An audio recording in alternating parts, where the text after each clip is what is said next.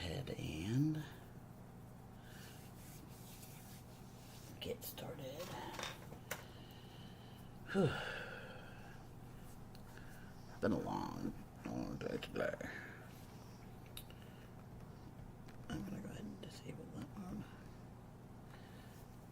Eileen. Okay, so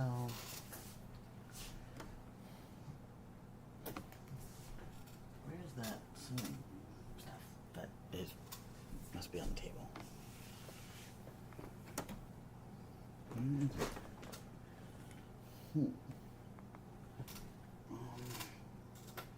Nope, it's on there. Okay, great. But I don't want to go get it. Okay.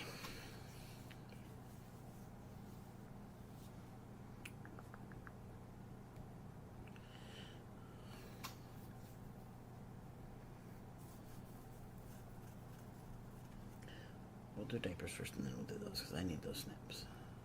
Oops. Oh, I see what you yeah? Mm-hmm. Does my vape? I forgot my drink.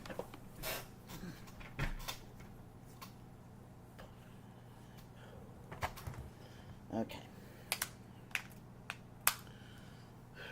We're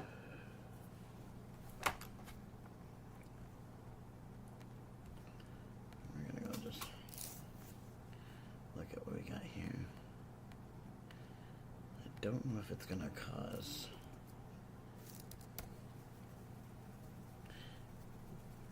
issues. But I'm gonna try doing something. We'll see if it pulls, if you guys hear it. Oh fuck, I don't remember my login. Let's try this. Continue. Where's the mail?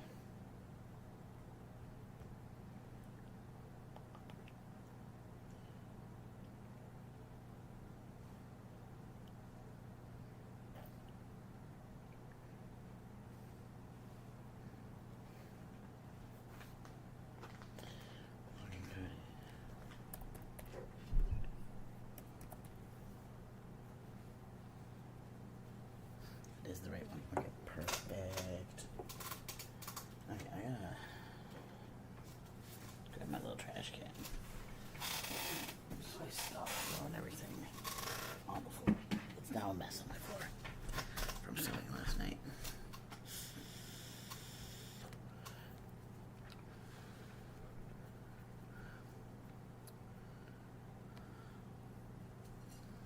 Alright.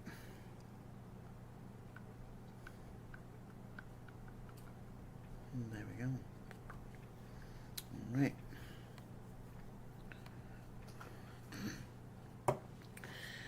So I was gonna sew some overalls today, but I think I'm gonna switch it up and do the more diapers because I need to know how much snaps I have left over in order to be able to do the snaps. Also, I kind of need black. It's a pretty obvious, like, it'd be pretty obvious with white. So for those of you who don't know, I am worried about snaps for this. I am incontinent, both bowel and bladder, and I am in diapers 24/7. Have been that way. I've been incontinent since on and off since 2005, and then 2011 is when I became fully bladder incontinent, and bowel incontinence kind of has been a weird range of having issues and not having issues. Currently, I don't have a ton of signal to go to the bathroom, so making it is very hard. But also because of surgeries that I've had, I have fissures that form, and sitting on the toilet is the worst thing for fissures in the world. So currently we are just using, we're just in a diaper because our ability to get to the toilet is very minimal. Okay. I need to get a thread holder at some point because I now have a bunch of thread that I don't have a great spot to put it right now. But I need to get my IV. Give me a second. I forgot about that. Is that Leo?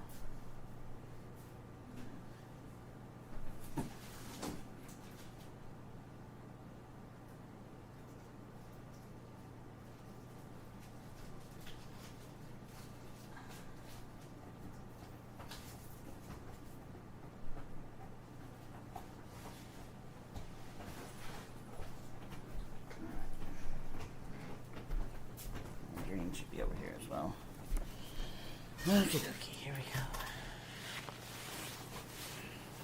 I just gotta hook up my feeding tube and IV again. I know I've talked about this a lot with my YouTube group, but my Twitch group I haven't really shared a ton on my medical issues. So I thought maybe I could do that a little bit today.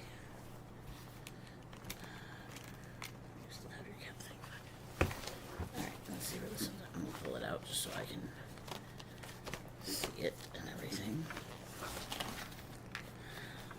Oh, you're stuck.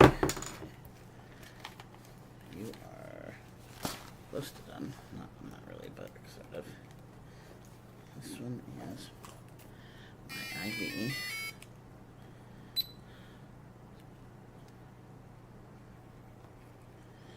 Okay, keep settings. Skip the prime. Start. It's actually really not half bad, so I'm just going to set that over there. And this one, I need to switch out the batteries real quick. So I'm going to do that real quick before I set it down. What's the batteries?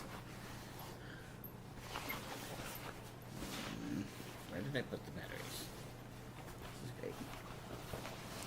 I hate when I do this. Oh, there they are. Hello, how's it going?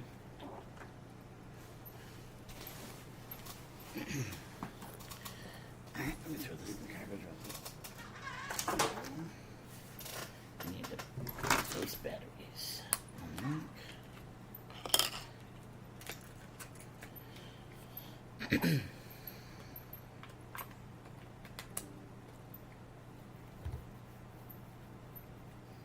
Hello. There we go. Hello. We are getting ready. First we're hooking up my IV because I forgot to rehook it up.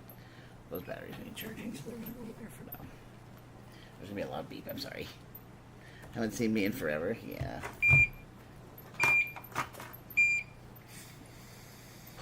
My streaming schedule has changed a lot because of the move and illnesses and such.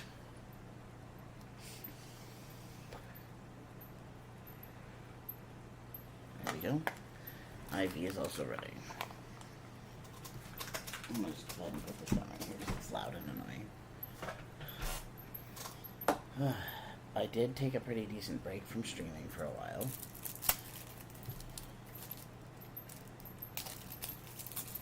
I have actually recorded a video to post last night. I haven't posted it yet, but...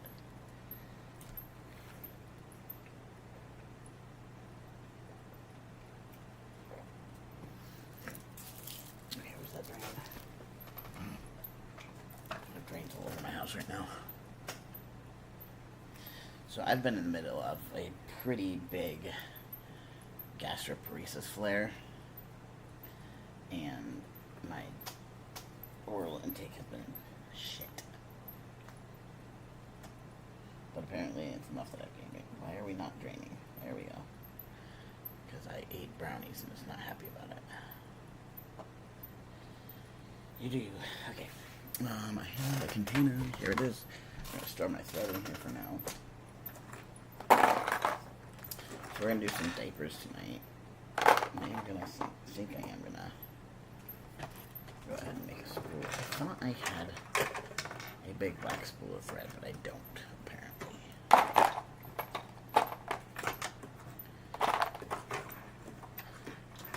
These are all like for top stitching and stuff. So, pretty colors.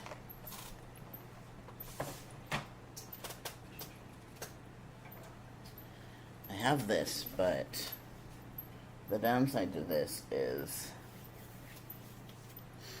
I don't have a cone thread holder. So I might just... I could have sworn I had a black thread, but I might not. Oh, there's not. And the one I just blocked. We have white, we have yellow, we have green, we have red. We just don't have black, of course. Why would I have one of the most important colors? Alright, so I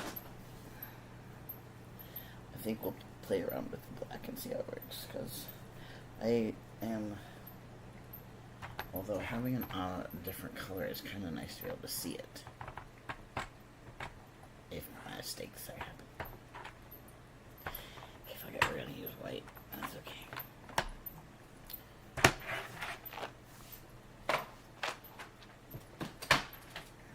My cat is so annoyed that he can't get up here right now. Don't worry, he'll find a way. He'll find a way.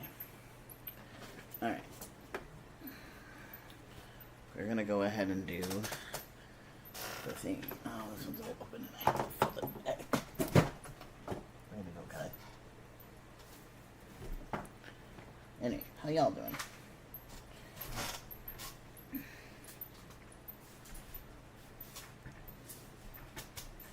I put this vape back in. That was almost very bad.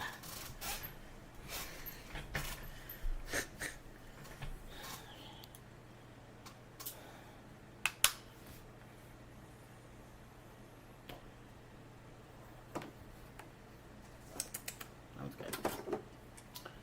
Okay. I don't think I'm doing this tonight, but we'll see.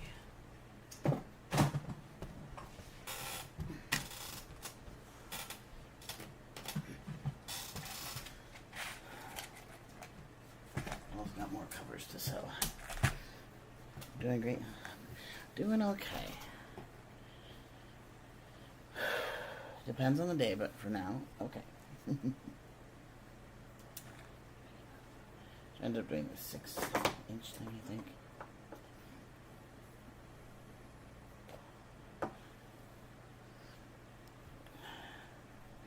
I chose black as my lining because it's really, it shows everything up really well when you're rinsing out the diaper. And got your phone nice. Perfect. But it's fun to get new phones. I am currently working on paying my phone off, and then when this one dies, I'm going back to Android.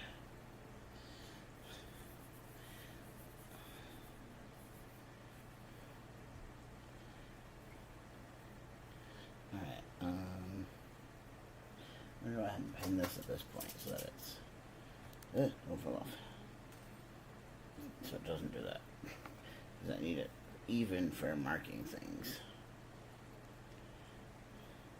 So we're just going to throw a couple pins in to keep it in place. Dude.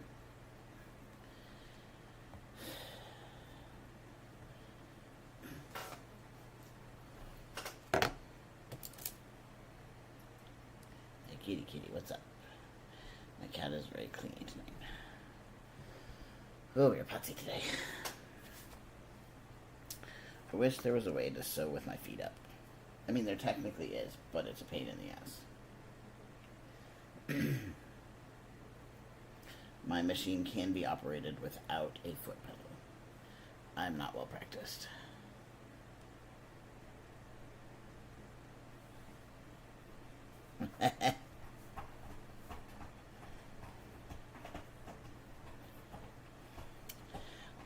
I have my Apple served its purpose, you know, and now I don't really need it for that purpose, so main reason I switched to Apple was my partner at the time, his work phone was Apple, and we were, you know, using it for FaceTime and things like that, and just Apple to Apple stuff was nice. I enjoyed my Apple. I think that camera on Apples are great.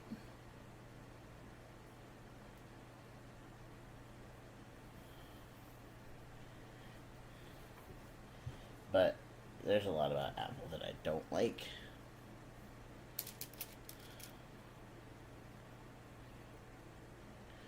So today I got my 15 yards. 15 yards of hemp in. They say that it was delivered, or they attempted delivery. They did not. I was home and in the room where I can hear the door. They did not knock. So they ended up taking it over to Michael's, which is the pickup location, and I went there to pick it up. And got to do some looking around Michael's, which is always fun.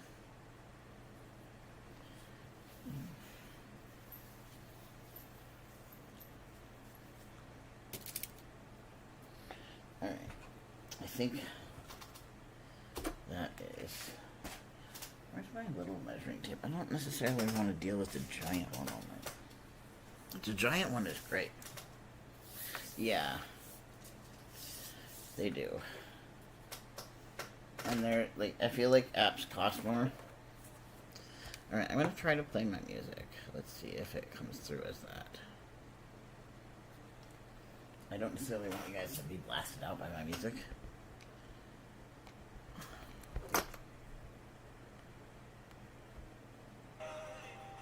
Oh. Phone, give me back the headphones.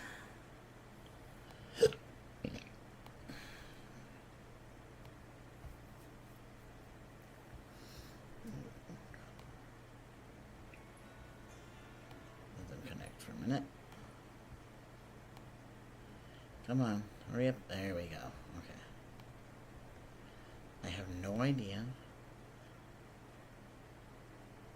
if it's gonna pick this up or not, but let me know if it does. If you can hear the music playing, let me know. I'm done picking up pieces of me, torn apart, poked and prodded.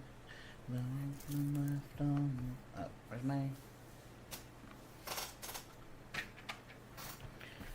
energy anymore?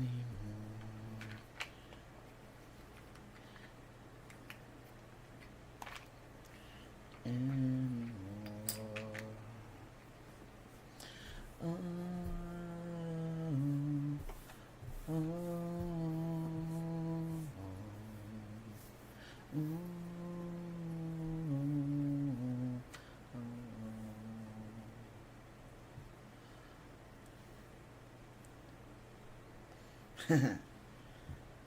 I didn't have iPhone till the 11.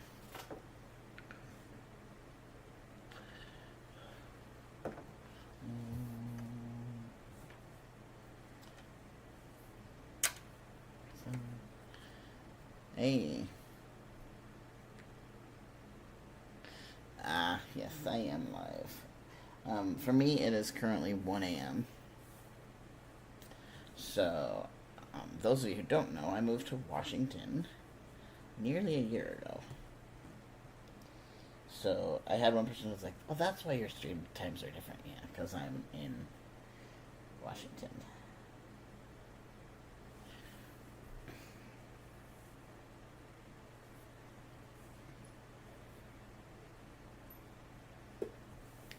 Stitch by stitch, bringing me a sense of me.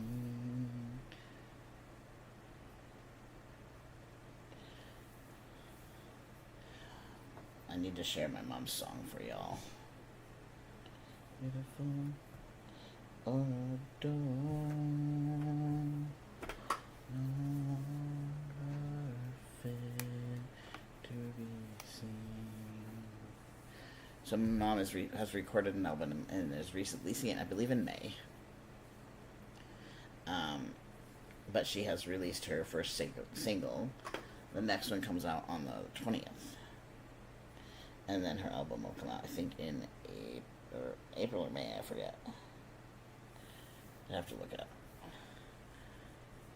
But I love her music, I can't wait. How's Washington been? Seattle is about... How far? It takes us like 40 minutes to get... 45 minutes to an hour to get there. I'm out in Everett. I haven't really dabbled in the ABDL community in Seattle, but we do have a very good group of friends here that are all either ABDL or very, very friendly to it.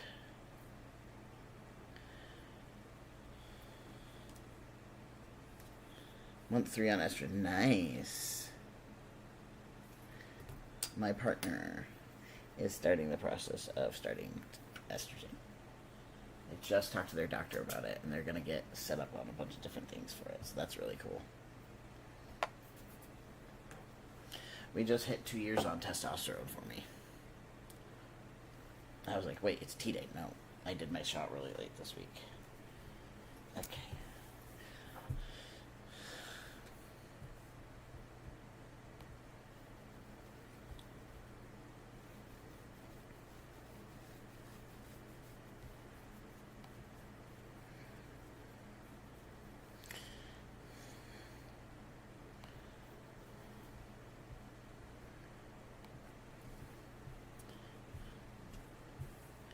Yeah, they're very excited about it. But yeah, Washington is really nice. We have a lot more safety here than we did in Kansas, and we have absolutely loved moving here. It was just the best decision. Nice. I do feel a little bit bad because it's so much easier to transition female to male. Like, we just naturally get the voice drop and things like that, whereas female to male, you have to, kind of voice train a little bit to get to a higher, be able to use a higher pitch voice.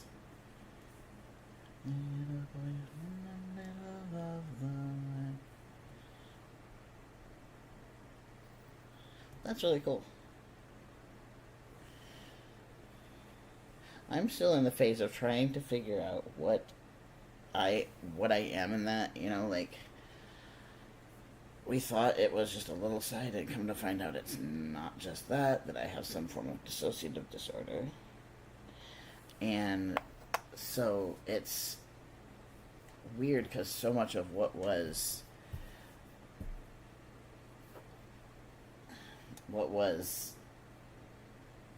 I thought was just regression is not just regression. So I'm like, well, am I into the regression now, or was that just an alter? Yeah, we don't have to voice train. I would like to do some lessons as far as singing goes, just because when your voice does drop, you have to sing differently. And I've been a singer my whole life. So it's kind of weird to not be able to just hit everything all the time.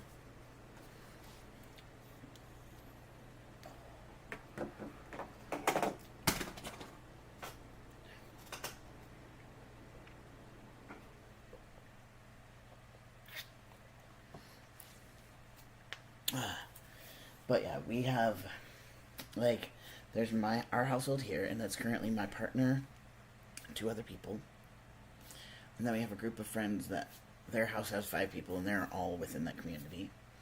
And then we have a friend who's kind of not in the community, but he's very open to all of the things, and he's really amazing with our system. The littles in our system absolutely love those friends. It's really nice. And then we've got another household that is both, we're all neurodivergent, and there's like, how many of us have DID? 1, 2, 3, 4, 5. I think like 6 people.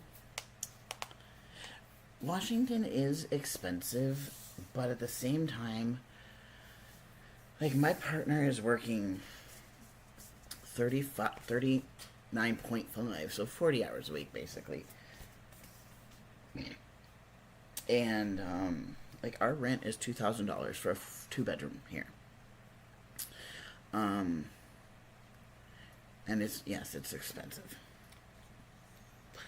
But at the same time, we are doing surprisingly well, for what what we were dealing with. Because, like, in Kansas, it seems like my roommates were always broke. And they made nearly $7,000 between them. And then add my 1,000 in, and they're nearly $8,000. But they were constantly broke. That's because of their spending things. We are really good at budgeting for the most part. We did fuck up a little bit this month, but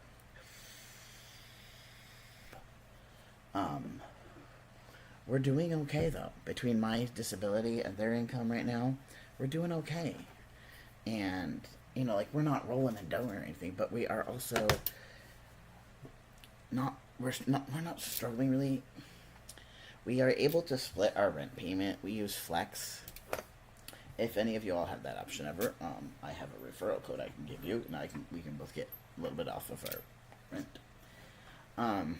Flex is really nice because it gives us the ability to split the payment, so we can do part of it on one check and part of it on the next check.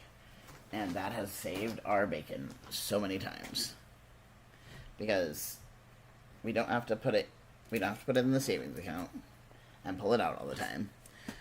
We can put it straight into Flex, and they pay rent for us, and then we pay them, basically. And it's a really handy little thing to have. And while it does cost, it's like $20 a month between, like, the fees that you would pay, like a $7 fee on each payment, and then you pay a little fee you pay like a membership, basically.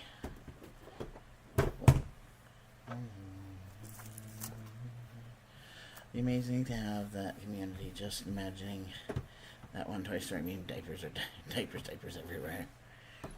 Oh, it is hilarious, because there's 1, 2, 3, so 1, 2, 3, kind of 4, 5-ish that are incontinent. So we have lots of diapers everywhere. And a lot of us wear the same sizes. Like, I wear an XL, so does our friend Steve. And then Chloe wears a large, and so does a couple of our other friends. So, like, it's really nice. Budgeting is hard. Budgeting is so hard. But, what we do every month is the minute one of us gets paid, we make sure that we pay our bills immediately, And then we can plan, okay, so this bill needs to come onto this check, this bill needs to come onto that check.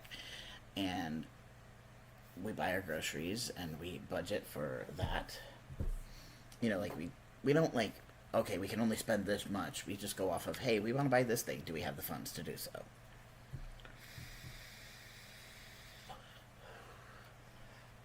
Although, I will say, this whole diaper getting expensive thing is really annoying. I'm really glad I'm doing cloth. Cloth is not cheap either, let's just be fair.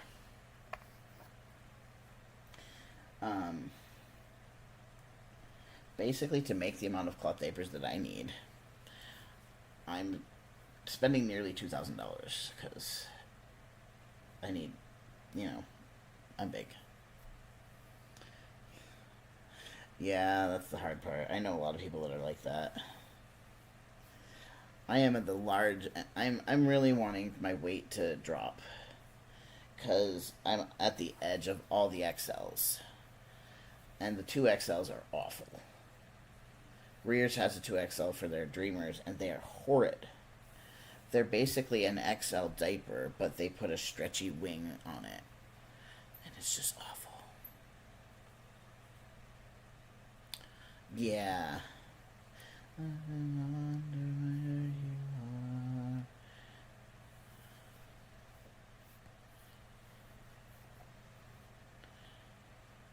Yeah.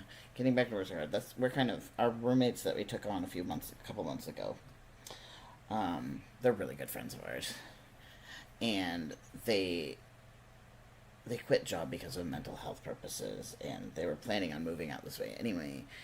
And so we had told them, like, yeah, you guys can come and move here. We have a second bedroom that we were only going to use as a craft room, and so we just shifted to my craft stuff being out here.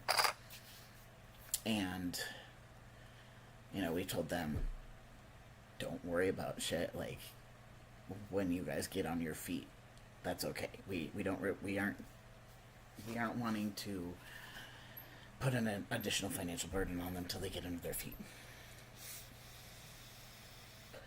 North Shore is not bad. I'm not a huge fan because of their price. But everybody's expensive now. And North Shore is starting to work with vets now for diapers and stuff, which is really neat. And I have to sit down for a while. Like, the Megamaxes are not bad. I did try their 2XL. It was horrid. Just like the Rears one. But there... Oh, that was not an even... What the fuck? Not at all even. Okay, that's why. Okay, you go in that way. There we go. That's better. But personally, my favorite brand right now is actually from... Or my favorite diaper right now is actually from Rears. And it's the Inspire. The Lunar Cub diaper is really also a very good diaper, but from what I've heard, they're discontinuing it, so I can't really recommend it that much, because... No. I feel, they have two different versions now. They have the US version, because they're starting to move, yeah. Then when she's gone,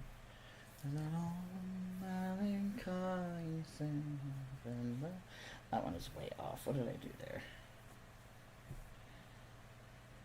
Yep, that one's way off.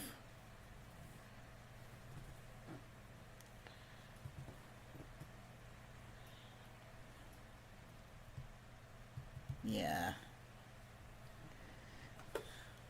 My partner is currently working as my caregiver, which is really nice.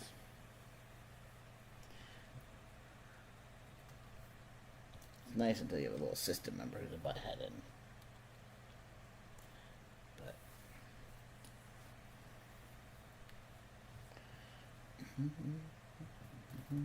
we, as a group, we have a lot of dreams that we want to do for the community. Both the, like, mostly, like, in the neurodivergent disability world, but there's, a lot of overlap of ABDLs and stuff like that. We have so many dreams. We have we have a really big dream of something we want to accomplish as a group. And the problem is that takes a lot of funds. Oh, my partner, she's sleeping.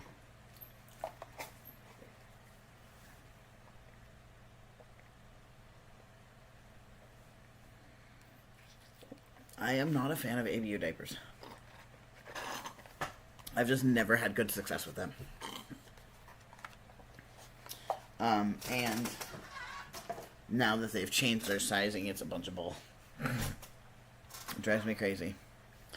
I am about to try the kiddos diapers. I did get a couple of those cases, because I am currently using disposable for nighttime, and when I'm out and about, because dealing with cloth diapers is just a lot when you're out and about. With a kid, it's so much smaller, so you can do it easily. With an adult, it's a lot worse. I keep thinking my Spotify is on my phone. It's not. Oh, I love Dead Harmony.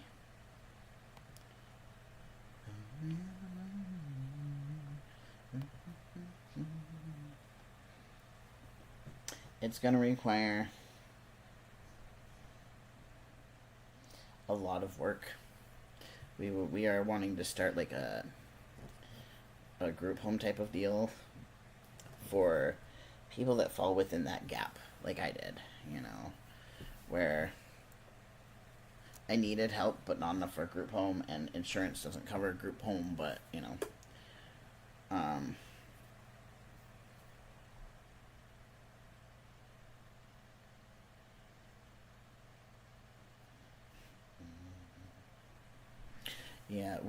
that's the funny thing is, like, my friend group is very pants optional. Like today,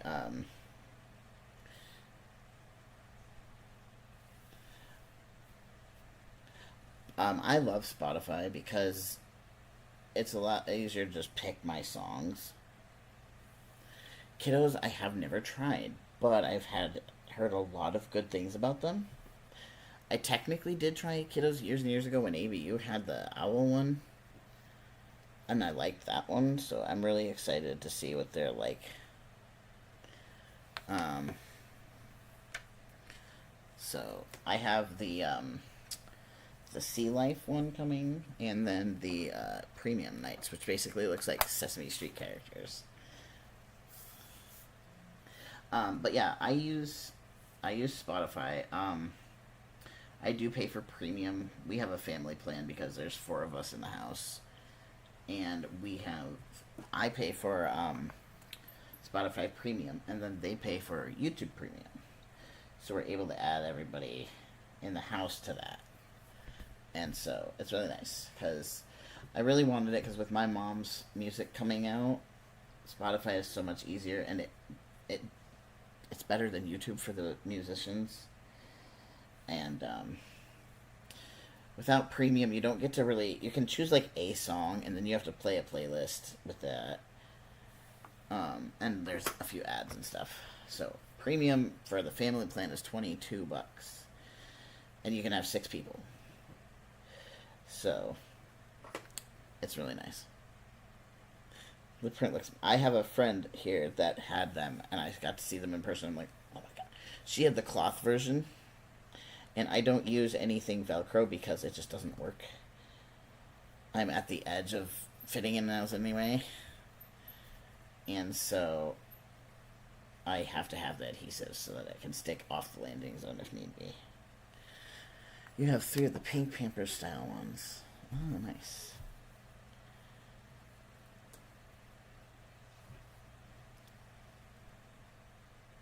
Yeah. I have Medicaid, so they'll cover diapers, but only really fucking horrible diapers. I don't even keep them. I'm so allergic to them that I literally get them and post them on Marketplace. We can't sell them, but I do give them away every month, and there's so many people that want them. Yeah, you only get 3 skips per hour. Yep. Or the chocolate fondue. Why is Frozen this one on there? I hate this one. Oh, better is good. I like that one.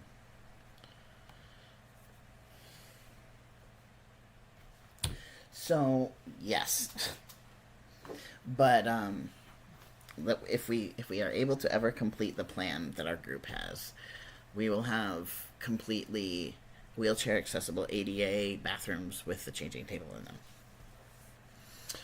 Changing table would be very nice because currently we use the floor.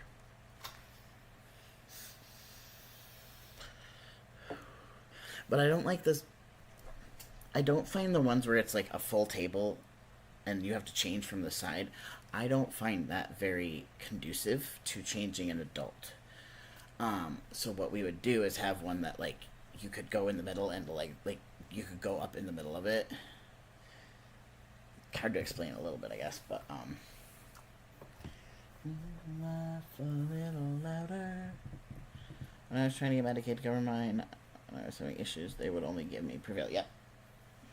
So what they do a lot with Medicaid is you have to try the first round, and you have to completely keep going through all the options they have.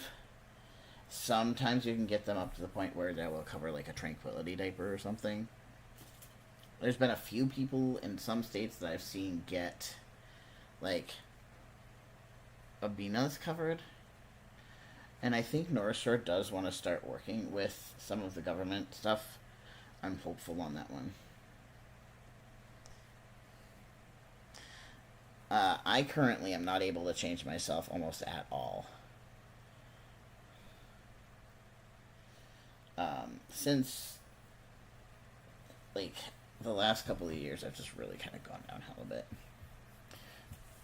Make me laugh a little louder. 10 up, nice. When I was in New York, they covered a 10s, but they were like the breathable stuff. I'm allergic to most disposables. I can only do like one or 2 days in disposables a week. Usually Thursdays and Saturdays because we're out of the house those days. Yeah. If you go through the right steps, you can get them to cover that, but it takes a long process. But also, Abena are no longer the gold standard like they used to be. Remember in the day when Abena was like the high-end premium diaper?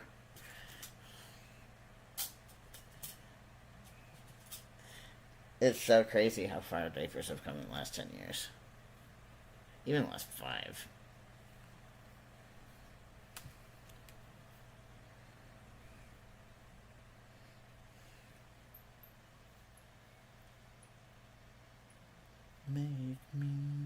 You make me better.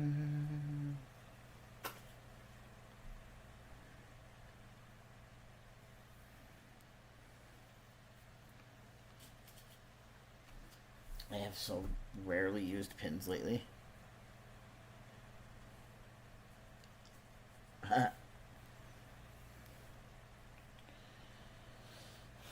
I react to a lot of things, and I don't know what it is in the diapers that I react to.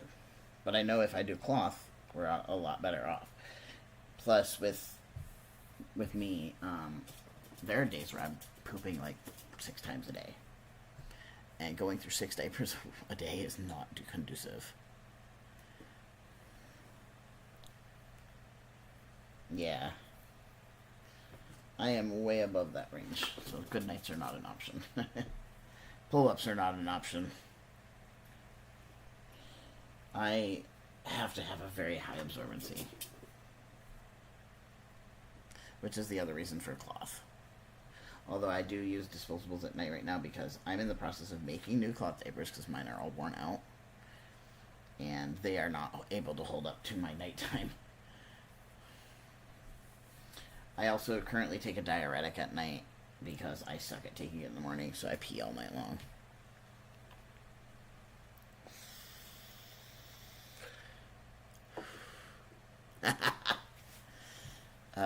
ATMs. Fuck that shit.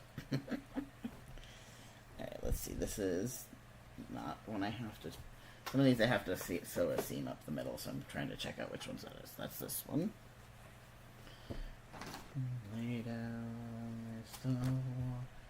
So I'm doing this because I have to pull out my serger. This is an old one, I think.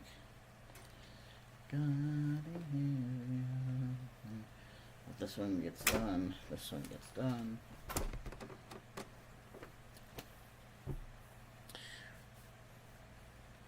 That's cool. That one's good. That one's good. What is this? That one's good. You must be good. Yep. Okay. You're all good. I know some of these are my old patterns, so I gotta figure out which is which here. You. And I think you. Well, actually. You will do. Yep. Okay, so these are the ones I need to do. I was gonna sew this on the machine, and then I realized I want to sew this on the serger. It's crazy when I realize how long I've been doing YouTube. It's like, what the fuck?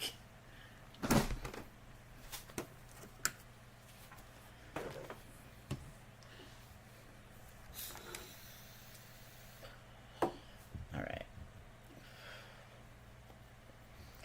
I'm considering doing a thing on this diaper here, but I wonder if it would work. I don't think it would work all that well.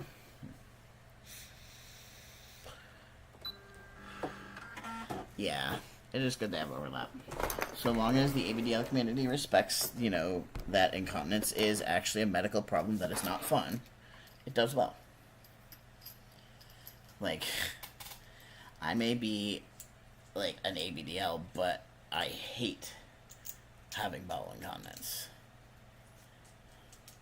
In the last even 6 months to a year, my bowel incontinence has drastically shifted for a couple of different reasons. For years and years and years, I've been dealing with anal fissures, and they typically happen from my stool is very liquid, and when it's really fast and liquidy, it actually can slice through your intestinal wall. And so, when I was having really fast stools and everything, it would cause fissures, and the only way to really get rid of those fissures is to it might be the first one. The only way to get rid of the fissures was either surgery, because at this point they're chronic, and to stop using the toilet, because every time I would take like a week break from using the toilet, they would heal up. Since I've moved, I have not had fissures, because when we moved and I had help changing all the diapers, I have not had fissures. This is the first time in like 12 years. I don't want to listen to that song, Spotify. It's not my favorite. So, like, yeah, having no colon is not fun. See, bowel incontinence wouldn't be so bad if I had a colon. Like, it would, because basically, imagine having loose stool 24/7. It's really easy to leak, and it's not fun. I hate it.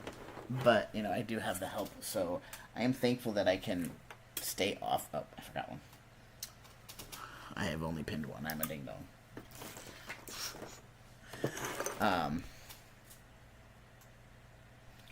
But it was either that or surgery. And I may not fully avoid surgery in the future either with this method, but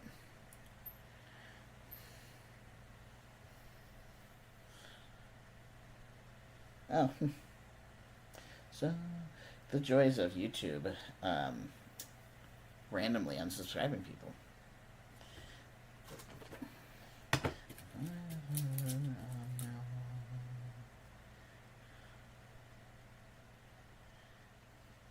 I'm trying to get back into recording some videos instead of just live streaming. I did record one. I do have a lot of things I'm going to be reviewing and stuff here soon. I've got like 4 different diapers I'm going to be reviewing. I've got some other products I'm going to be reviewing. Speaking of, I don't have that one in here. Look how far we've come. Being diapered in the hospital is still interesting. Nurses suck at diaper changes. Still. No matter, they still suck. Last time I was in the hospital and getting changed, I had a male nurse, and he was just trying to be respectful, but the dude completely missed he didn't wipe my butt crack at all. And I'm like, dude, I have liquid stool.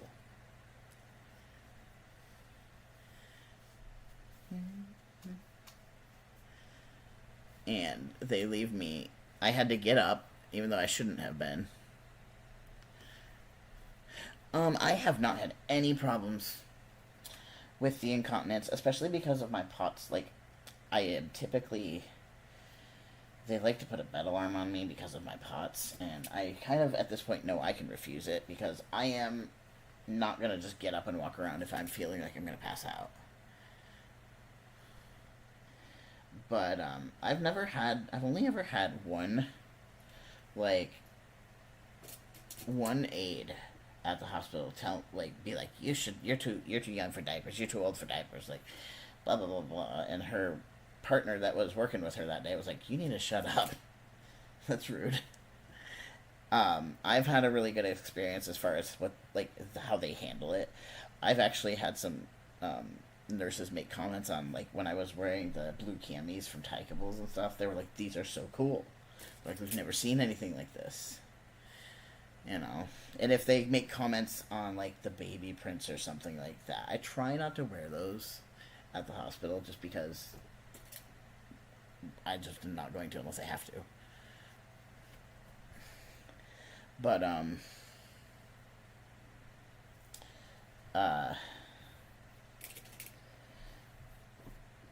I just let them know, like, yeah, they work well because the companies actually put the research in and talk to the people about what works and what doesn't.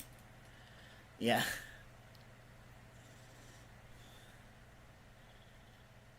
You're not comfortable around nail staff anymore since you've been on HFG. That's fair. For me, it's just it's just my medical life, and so I just see it like that. The hospital here is really, really good about trans stuff. They are very, very on top of it. They are making sure they have your pronouns correct. They are making sure they're using your preferred name. They are really good. And Kansas, when I was at university, the KU Med, they were really good about it as well. It's just my local hospital was not. But I've had really great experiences as far as that goes with the staff and being trans, I am having such bad heartburn and reflux right now, it's not even funny. That's what I get for eating actual food today. When we're not, because I've been in a flare for 2 weeks now, and when we're in a flare, we kind of tend to let the baby alter just do the consumption of food, because he is more of, he does bottles, he does some baby. I don't know if you can see that, but look how bent that pin is. Garbage this. I need to buy more pins. If we're not together forever, now I know you're my true north, 'cause I am lost in love. Like, I've had nurses, aides before who, I had one, this aide will forever live in my memories. Her name was Beth. And this was earlier on in my surgical history. So I was having pretty much constant incontinence issues, especially at night. So she was on one night, and she kept coming in before I was asleep. She's like, because I kept calling them to change diapers. She's like, I'm noticing that you're getting changed every hour, and you've completely leaked through all your bedding at that point. She's like, I'm going to set my alarm, and I'm going to come in every 30 minutes and check your diaper, and I'll change you if you need it. That woman did that all night long. And somehow she changed my diaper without me. I was barely awake. She just did it all and did it so quietly and so well. And she was so gentle. And just like that type of care is something that we remember,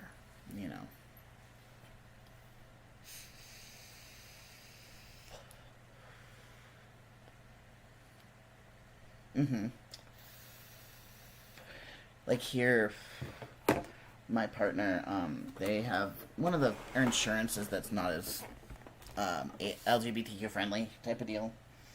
But ouch. She just happened to start with the doctor. Oh.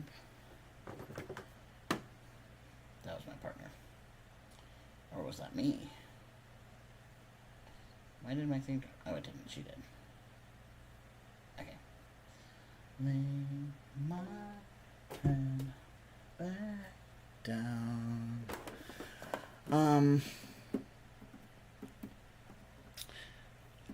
Well, if they don't use such lousy products, people wouldn't leak as much. Yeah, exactly.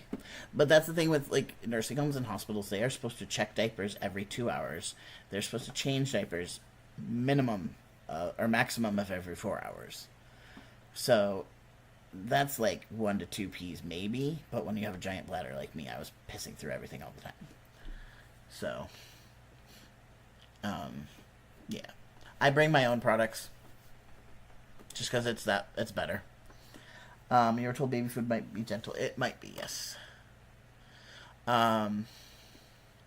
Purees in general are a little bit better on your system because they're kind of pre-broken down. I'll show you. Right there. There's some pouches right here, and then that's just containers of baby food.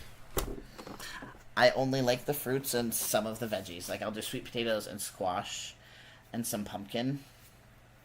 But I do the fruits. PCP is non-binary. Nice. That's really good.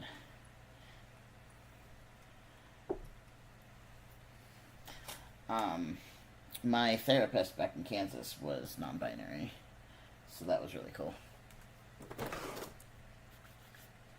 I think they identified as like she they or something. I don't know. But it's becoming so much more and more like so much is being pushed against us, but it's like we're done hiding. Not gonna try formula though. Yeah, don't do it formula. Ensure isn't bad. Formula is made for babies, and there's a lot in there that's not good for adults. You know, because babies need different stuff. And like I've said before, I've had this conversation with several people who are like, I drink formula all the time. And I'm like, there's so often shortages of formula, like literally parents crying because they cannot find formula for their baby at all. And it's like, if a single ABDL person takes from that it kind of pisses me off, because that is meant for babies. They need that to survive. So, doing things like Ensure is a really good alternative if you need it. Or just fucking drink some milk.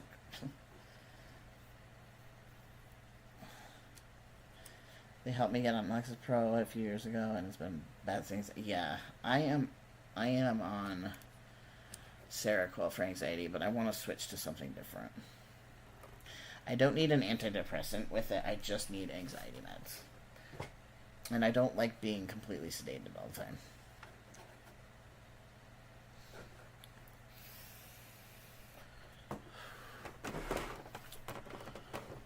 Yeah, no. I don't do the take from the babies and that need that to survive for fun. No. Like if there was an overabundance, I could sort of understand that, but there's not. It's very commonly having a shortage.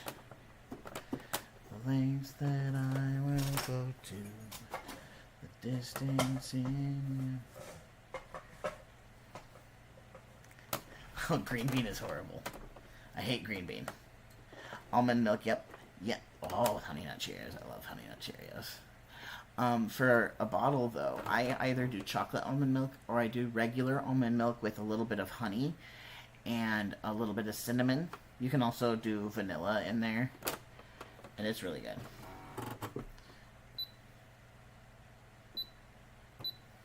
Too much.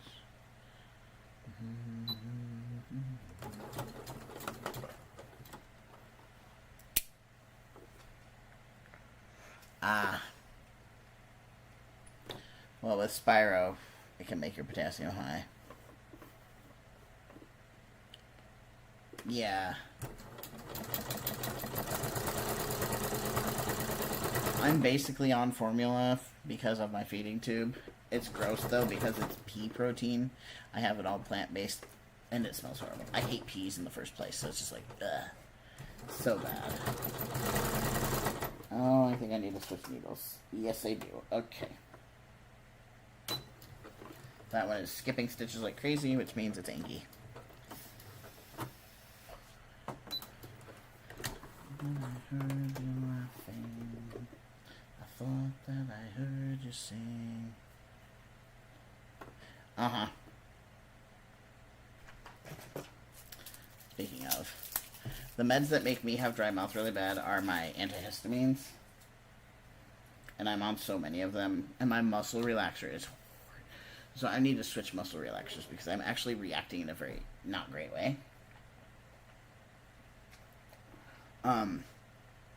Where's that needle that I need?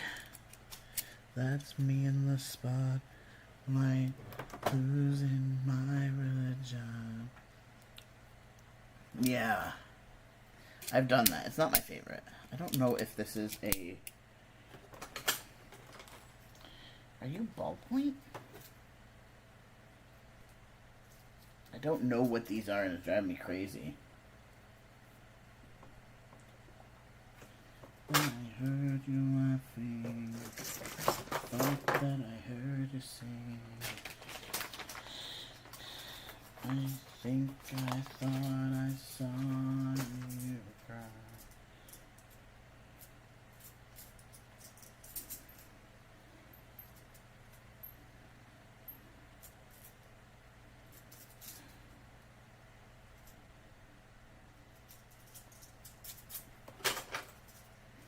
These ones are the only one with gold on it.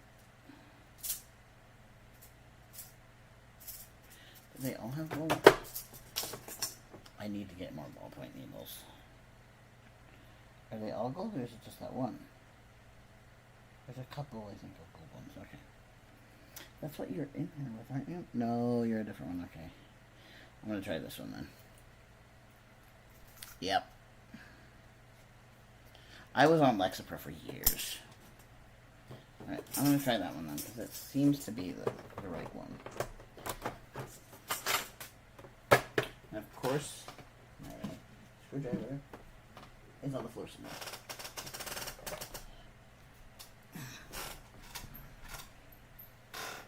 There it is.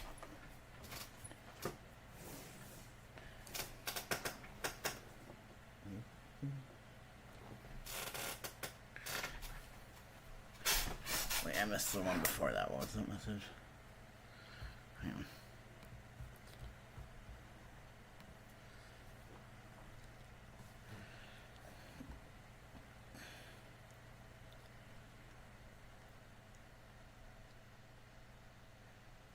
Yourself, no thanks. Yeah, antidepressants suck. They really do. But, unfortunately, they're a necessary evil.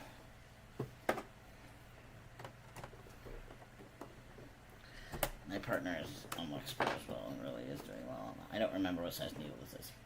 This is the problem. Oh, yeah. I would not. Ugh. Canned peas are disgusting. I've literally hate peas from like day one.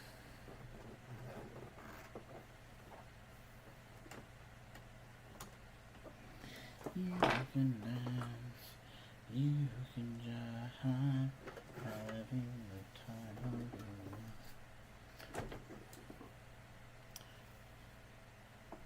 Oh, are they huge? I didn't know that. Mine were tiny. Well, no, I was on a progesterone birth control.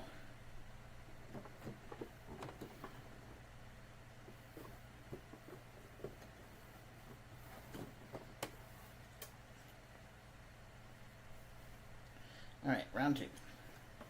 Let's see what this one does.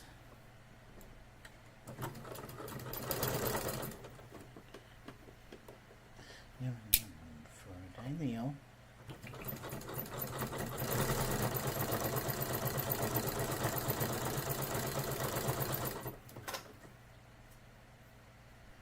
We got a couple of skip stitches, but not as bad. I don't want to switch my needle tonight just because I'm just doing this.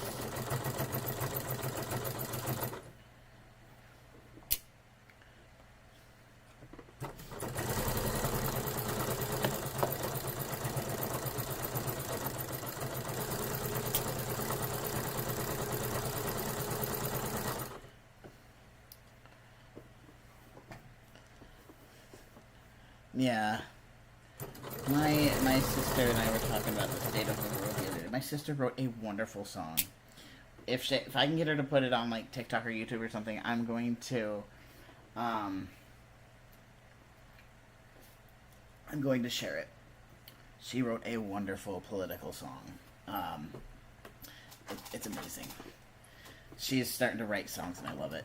My mom writes and has written an entire album, and my sister is just falling into that with my mom.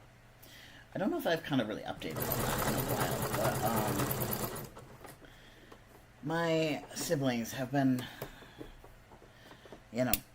rough for the last few years. But a few years ago, my youngest sister kind of went no contact with everybody for a while. And we thought it was all because of like family issues and everything. And it actually turned out it wasn't anything to do with that, really. It was her husband was a very controlling man and was like constantly not wanting her to be around her family and things like that. She left him like a while ago. Alright, Spidey, have a good night. Get some rest. But a few months ago, she did get back in contact with my mom. Well, almost a year ago now. It's been a little while. and she's hanging with my mom regularly, and my mom is so happy, and I'm so glad she has a kid back in the area with her that is speaking to her, because the rest of my siblings don't. And it makes my heart very happy, and I'm talking with my sister again. And it's just been wonderful. I've missed her so much for the last couple of years, and she's just such a cool human. And she's been extremely supportive of my transition. She said that my name change was just so easy because it seemed so natural for me. And recently my mom started making jokes about having a son, and it's kind of cute. I love it. But I've been telling my mom a little bit about being a system over the last couple, year and a half, however long I've known. But I actually have been able to talk with my sister about it as of late, and she has a lot of questions about it and things like that. And it's really nice to just have her support. She's always been the sibling that showed the most support for me. Her and I share a genetic disease, so we bonded with that. And she's coming out of that bitter phase. She wasn't really ever bitter, but she was living with my sister, who is extremely bitter and toxic and abusive. And she's gotten away from that. As far as living with her, she still talks to my sister, but my sister Jenna is a wonderful human being. I love her so much. I miss her so bad. I haven't seen her in over 10 years. And I want to see her so bad. But she also recently wrote a really beautiful, really heart-wrenching song. A little bit about my next, the one in between the two of us. Jenna's the youngest, and then the one in the middle of us is the really bitter one. And she wrote a song about her, and it was just, I was crying the whole time I listened to it. I'm like, dude. Because while my siblings, the three... Sorry, I have a rib trying to go out of place, so it really hurts. Octavia, I like that. Luna. Luna's a common one. Oh, shh. EDS for the win right now. It's funny because, when I chose the name Kai, it wasn't really all that popular. Alexander was. And so I chose Kai Alexander, which means Ocean Warrior. And I gotta look up what my last name means, because I think it means, child.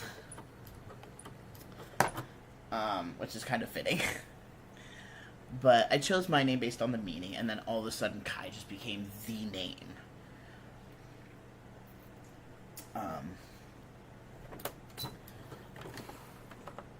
Okay, why are we skipping stitches? What's the deal? Is that only one? Okay, I can't really complain if it's only one. Okay.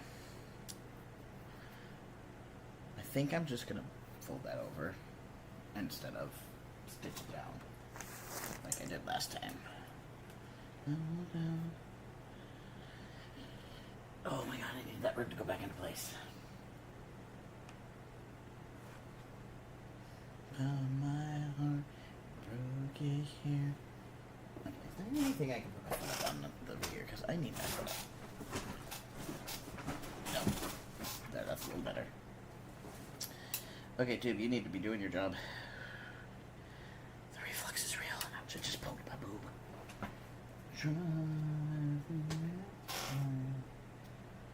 Come on.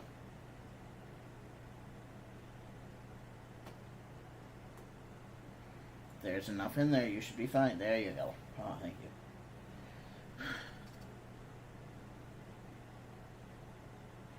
You're not raining very nicely tonight. What did I eat that it's mad about? Oh, I ate french fries.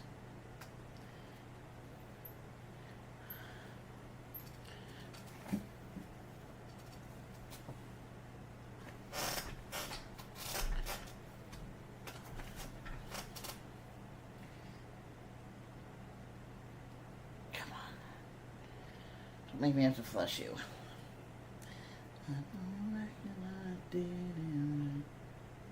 Come on. You can pull it.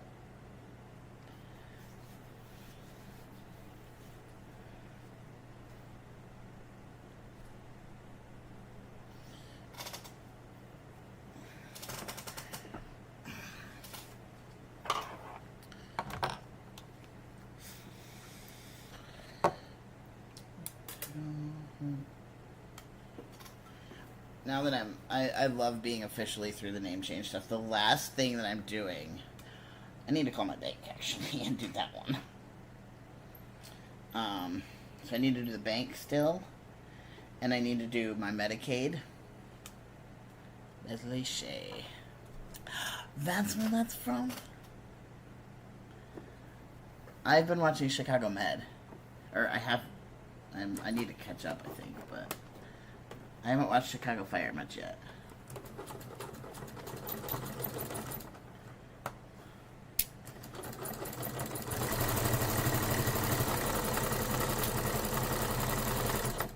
Everybody stay where you stay.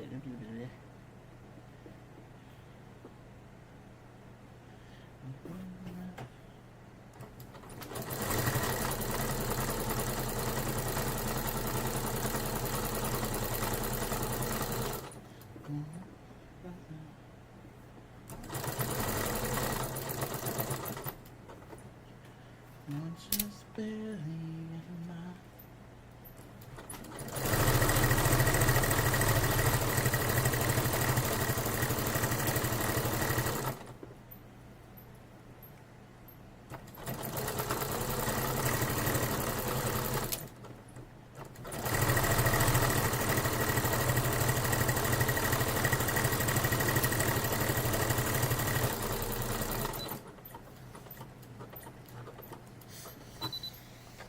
Leo.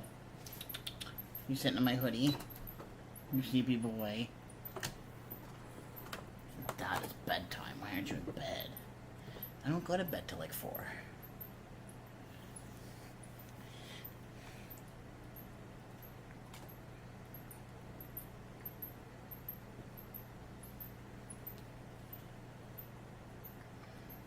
Shay's a pretty name. I like that name. Any Shay that I've known has been a really cool person. Where is that? Oh. Where's my tail?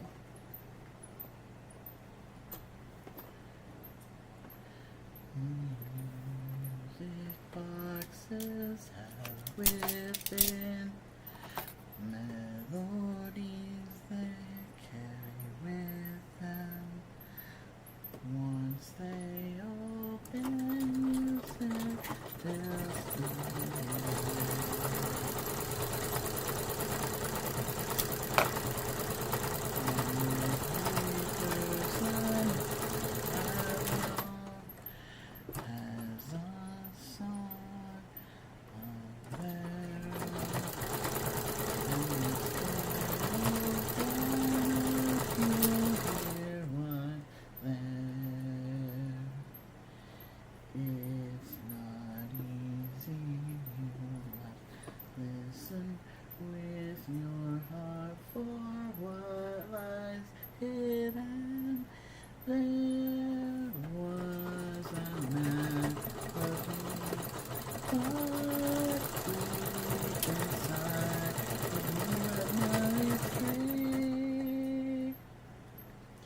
found a place in which by harmony, sweet harmony,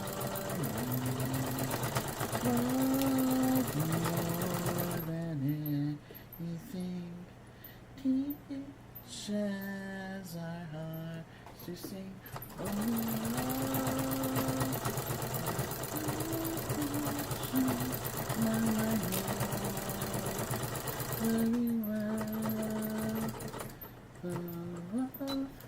Within myself.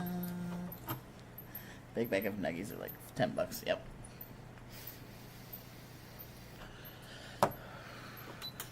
Fries do not digest or do not drain well. They don't upset my tummy too much. It just doesn't drain. So I don't eat them very often, but we were at a friend's house and they made pork chops and french fries. And our little guy was out and he wanted french fries. He is he is a little bit of a handful lately. Dealing with a 1-year-old is great.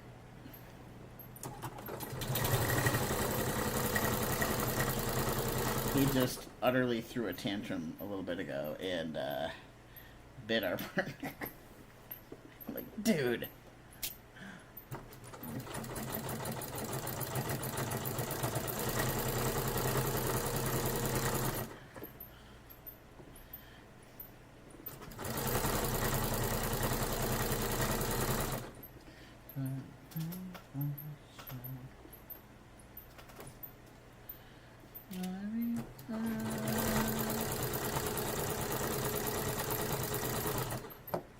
Dino Nuggies. See, when we do a little night with our friends, we usually make Dino Nuggies and mac and cheese and french fries. Oh, guys. So, our awesome friend, it was his birthday today. The 13th was his birthday, so we were over there. But, so his household and our household, we're basically like, you know, we're found family. And we've been planning a little excursion to Build-A-Bear as a big group for a while. A bunch of our people couldn't go, but that's okay. Oh, no, she did not.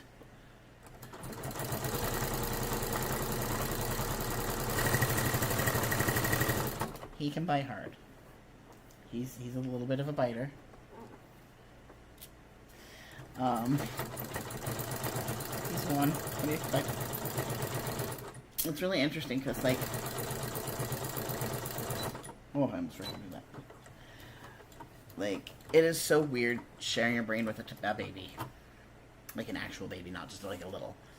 And he's been really fussy lately, and I don't know why. A little bit of it is like a separation anxiety thing. He's been flipping shit if Chloe's not in the same room with him. Or at least, like, not in the house.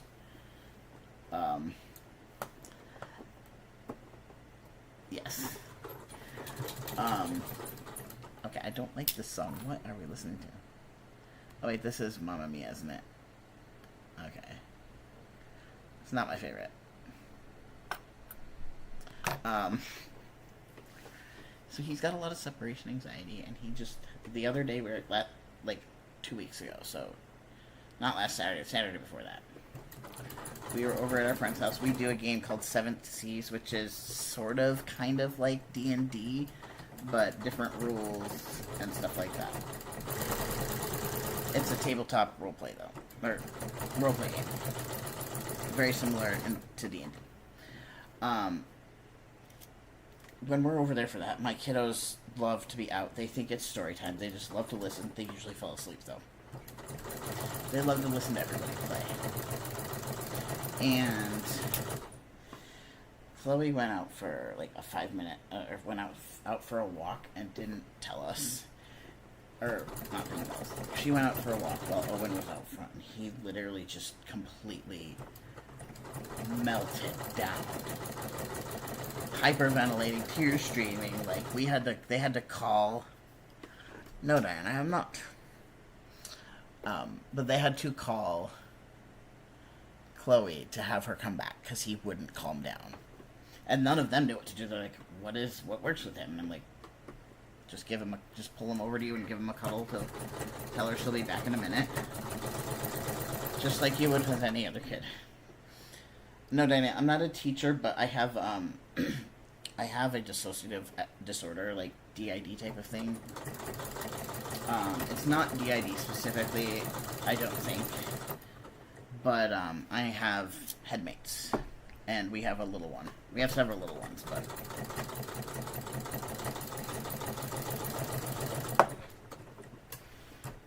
And one of our little guys is only about 1. He is... Yeah.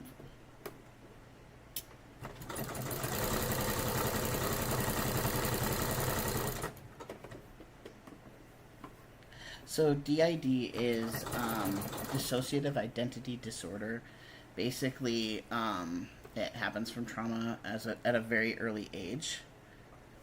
Oh no, you're good, Anna. No worries. I'm happy to educate. It was also known as multiple personality disorder years ago. Basically, when you're a child and you go through repeated trauma that your brain that you feel like isn't is big, and it's causes you to kind of break off different parts of your different, it's hard to explain a little bit, but like you form different people from different parts of the trauma kind of deal in a way. This is really basically the easiest way to explain it would be, imagine an orange, how it's got the peel, it's held all together, but inside is little segments, and all those segments make up a whole orange. Basically, it's like I have multiple people in my head, but we all share the same brain, same body type of deal. It's something that happens from repeated trauma. Oftentimes, sexual trauma as a child, but not always just that.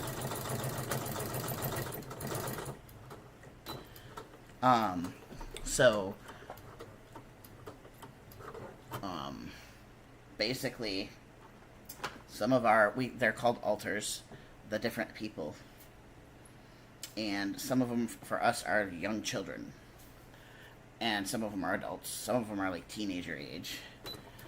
And kind of each different one is responsible for kind of handling a time of trauma type of deal. Like our one alter, he is very much so the holder of all our negative medical trauma. So he's really easily triggered by things like that. In some cases, it kind of can make it easier for the person who's out front to handle things, but it's not the great explanation of it. So that is the answer to that is yes and no to both sides of that. So I'm the host. I am the one that does the most fronting. I am the one that handles kind of the everyday living stuff. But there's different things, like for one of our kiddos, the 1-year-old, he's triggered out by some negative things. It's called a negative trigger. And he's triggered out by happy things. It potentially could, yes.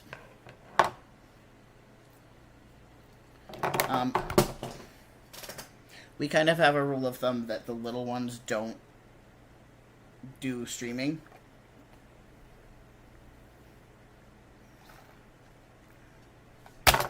Yeah, that's true.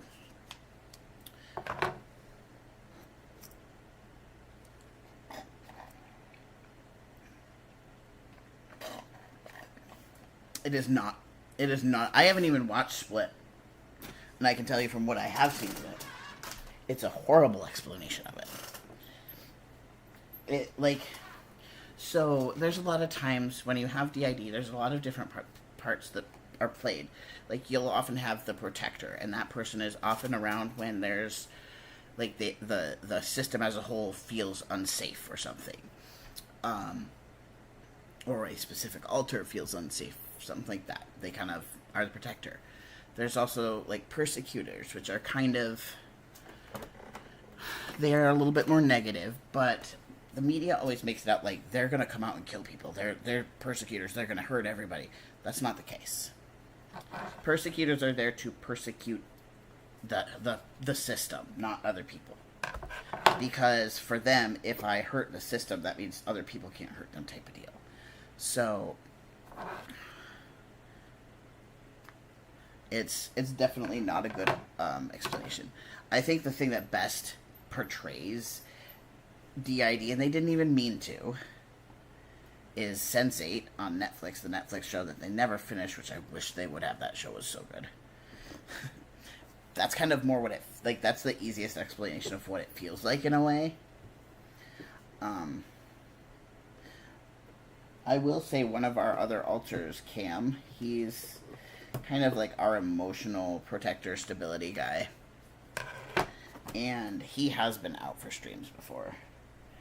But the younger ones, currently, we don't let them really be involved. However, we do spend a lot of time. This guy confused the people. We spend a lot of time co-fronting or co-conscious, and that's basically when two of us are in the front at the same time.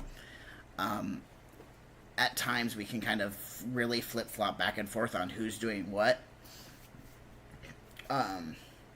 For example, if I'm ever streaming and you start hearing, like, mama, and different words like that, or if I start, like, our little guy blows raspberries all the time.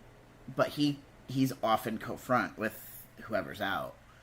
And if he's in the right level of control, he can just blurt out words, and it's hilarious, but also annoying. But for the most part, when we're in the adult situations, we're able to kind of hold him back enough. But if we do hold him back for stuff like that, we do kind of pay for it later, and he's gonna, when he has the ability to, when we're hanging out and chilling, he's gonna take front, and he's not gonna give it back for a while. And if he has to, he gets really mad.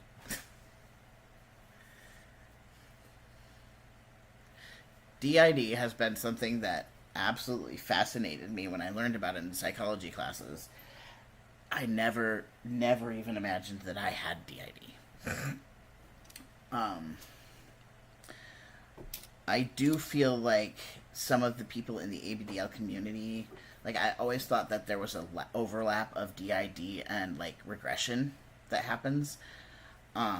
Specifically for the people that can really visualize, like, their younger little side type of deal. I feel like there's a connection to DID in a way that's just not really researched. But we spent so many years where I just thought it was like a regression therapy thing. Little side comes out to manage stress. How did I know I had it? Looking back, hang on, I gotta pause my music because it's a freaking good song and I don't want to miss it, but I also don't want to sing. So I only realized I had it about 2 years ago.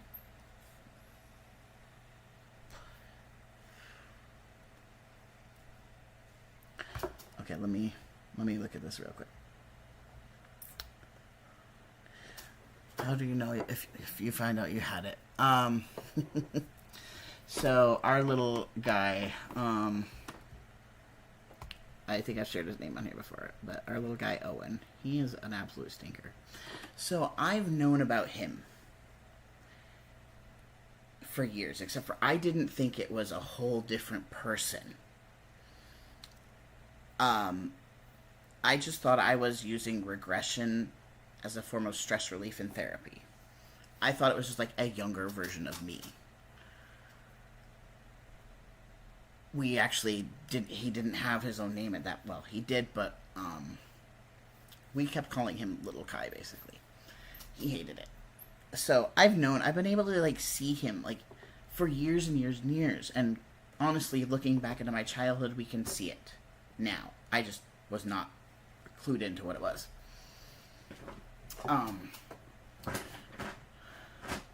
When I was a kid, I had an entire world with people in it from an image that my mom painted. I developed this world in my brain. And I would spend so much time, like, what people would think of as daydreaming type of deal. No, they are not me at different ages. For example, we have, let's see, we have 1, 2, 3. There's 7 of us right now, that I know of.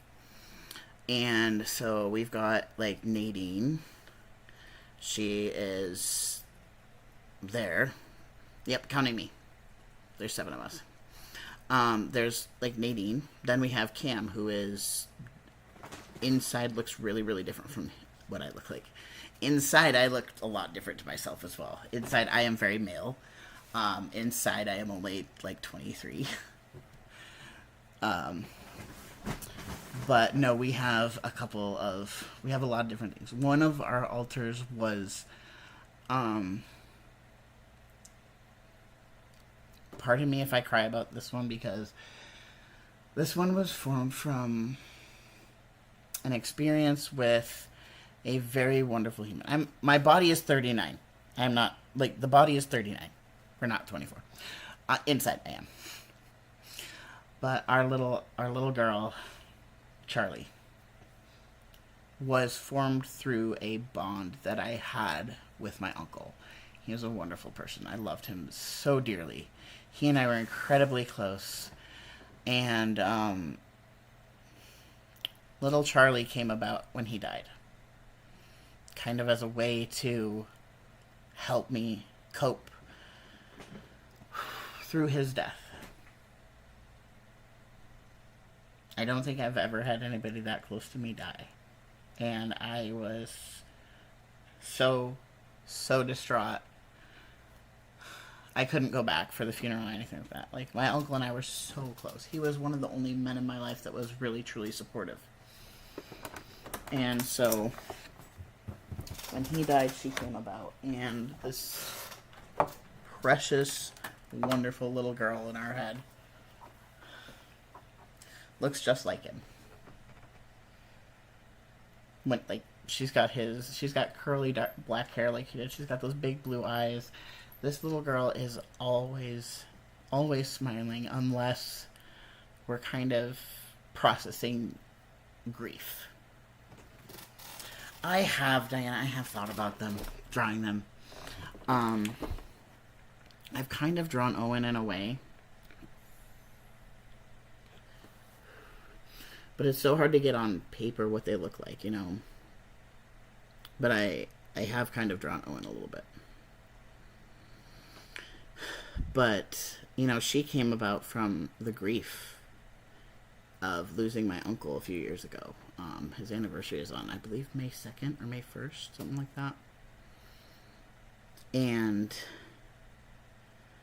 in a way, she helps keep that grief from overwhelming me when we're dealing with it. But it does overwhelm her. She gets really, like, on a normal day, this girl is the happiest little thing. She is constantly smiling. She's a snuggle bug. She's so sweet. She's adorable. I wish I could let people meet her, because I love her to death. Internally, she is able to talk and everything, but externally, she is nonverbal at the moment. She's very autistic. We're all autistic, but, you know, if your brain is autistic, all the alters are going to have autism too. It's just how much they display it. She's our obviously autistic kid.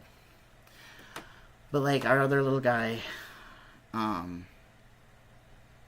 he's our interesting one.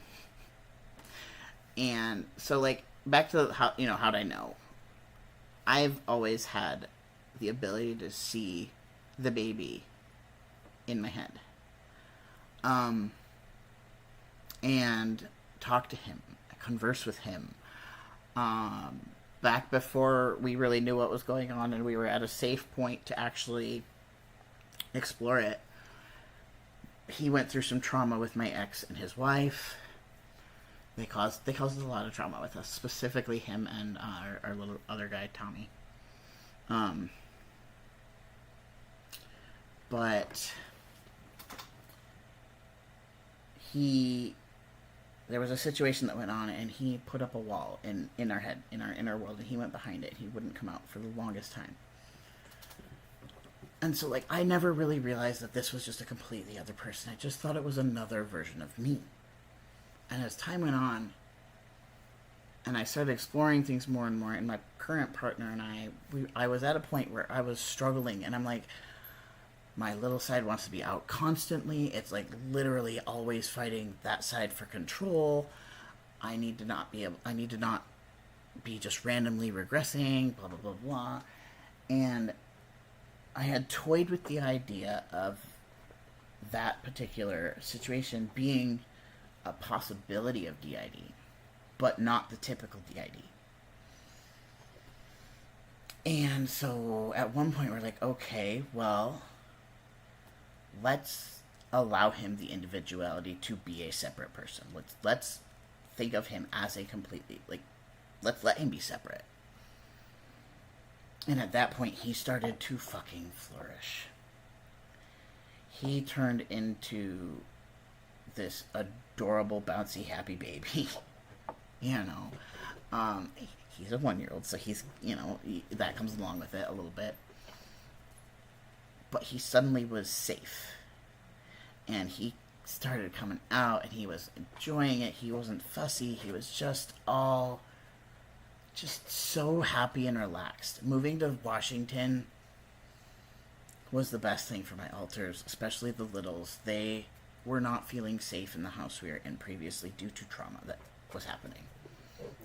We now have a group of people that we can trust 100% with them.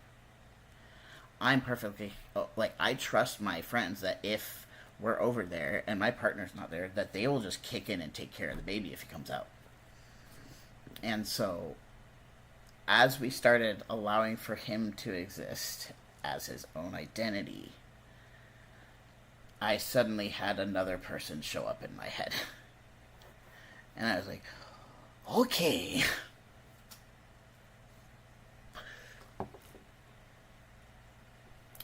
I hate the snow. I am very, very allergic to the cold, so I don't go out much. But we started having what we came to learn was Nadine. Nadine doesn't front much. She's only come out a handful of times. She just manages everybody inside.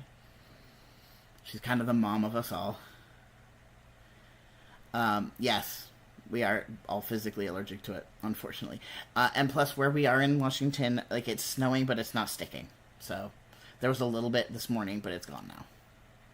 It might stick a little bit overnight again, but there's barely anything. I'm from New York. I am from New York, and I am used to way more snow. So, this is nothing to me. But yeah, so we don't particularly do a ton of controlling and making anybody stay inside, unless it's a situation where it's like, no, this is not a moment, like at a doctor's appointment. It's not a moment that the babies can, Owen cannot communicate. He is a 1-year-old in pretty much all the ways. He does not talk other than a few words. I think he's like 10 or 20 words at this point. He babbles a lot. Or repeats mama and baba and over and over again. He says uh-oh a lot. He says no. Owen is precious. I was just talking with my partner today, and I'm like, wouldn't it be really neat if those of us with DID could literally morph into the alter when they take control of, when they front. Fronting is what we call when we are in control of the body and everything out in the outer world. And I'm like, wouldn't it be so cool if when we switched out, we morphed into that alter? It would be so cool. Because my partner's like, she's like, I wish that we could just pull your kiddos out and just have them here with us because they're so stinking cute. And except for Tommy. Tommy's a little bit of he's our wild card boy. Tommy is either absolutely adorable or cranky as fuck. He's also an age slider, so he slides between the ages of 2 and 10 years old.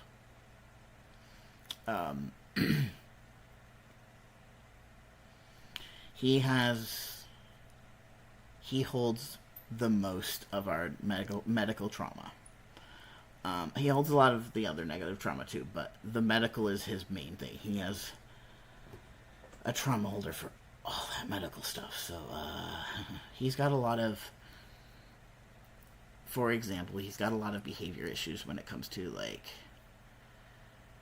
bathroom and taking showers and things like that. Like, he's, he thinks the bathroom is evil because of the trauma that we've had from our surgeries and our issues with the bathrooms and stuff, and he thinks they're evil. He will not. Okay, I can't say he won't step foot in there anymore. He has made a lot of progress this year in that he will go in there and brush his teeth, and he will go in there to take a bath. He still won't take a shower, but he will take a bath. But he absolutely refuses to sit on a toilet. Which is okay, because we're incontinent and we're in a diaper, but he is so terrified of it from all of, like, it's a very long story on why he has this trauma. But needless to say, we went through a lot of medical stuff and involving our colon being removed and such. So we had a lot of bathroom issues. And he just won't. Like, we had issues for a long time with him taking our diapers off, especially at nighttime. And using the potty around the house where he shouldn't. That was the one thing that, like, it was so hard to get him, because he was terrified of the bathroom, yet he hated the diapers because he is a big boy. You know, he's usually around 10, and he's at that age where he's like, this is stupid. I'm 10. I should be able to, you know, not wear a diaper. But he also refuses to use the toilet. So we kind of had that battle for a long time with him. We thankfully are to a point where he is pretty much not taking diapers off and having accidents around the house. Finally. We had like a year and a half of that. And every now and then he will. Still, but not that often. Thank God. I got really tired of that. You know, but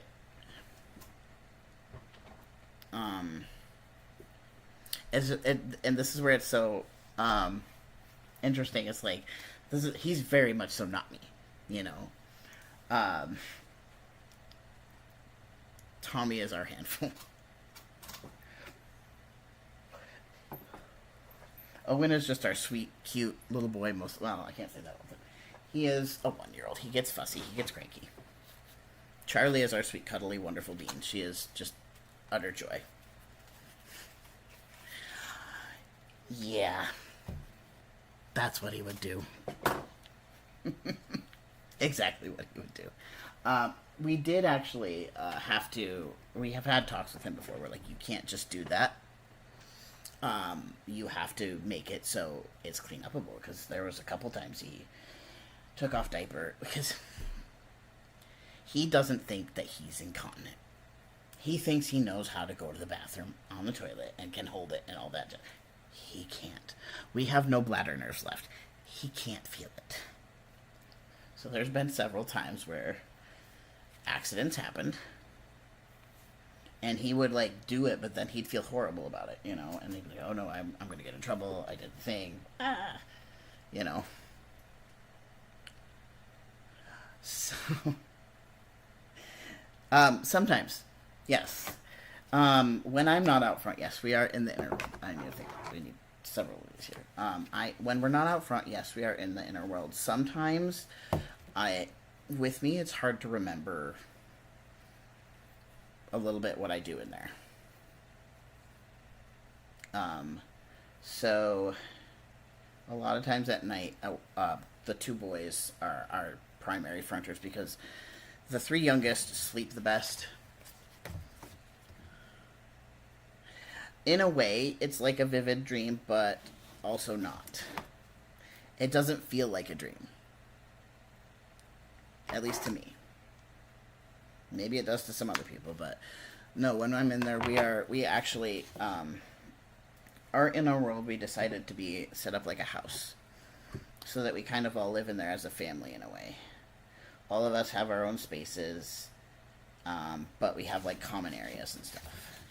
And, like, if the kids are out, Oftentimes I'll be in there hanging with, like, either with Cam or the other kids or something like that, doing my own thing. But I don't always retain the memory of what I'm doing in the inner world when I come back out.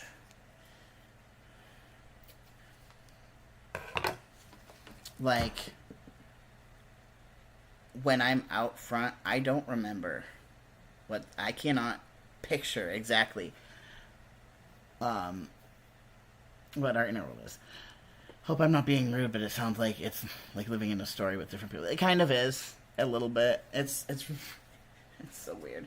When I actually sit down and think about it, I'm like, this is fucking weird. And it is. It is very strange, you know? But it's, you know, I've grown to love my system. You know, I don't want them to go away. It would be so weird. So with DID, there's a lot of controversy with it. There's kind of two routes you can take. Well, okay, there's two main routes you can take. There is work with therapy and healing and whatnot to heal your trauma and eventually all integrate into one solid person. Or there is what is kind of called functional multiplicity, where, where did I put my, where we all learn to kind of exist together and manage things together. Seems like a movie. You should write a book about it. Yeah. There's a lot of people on YouTube that have channels about it, that have DID and stuff. The entropy system is a really good space to learn about it. Where did I put the other safety pin that I had?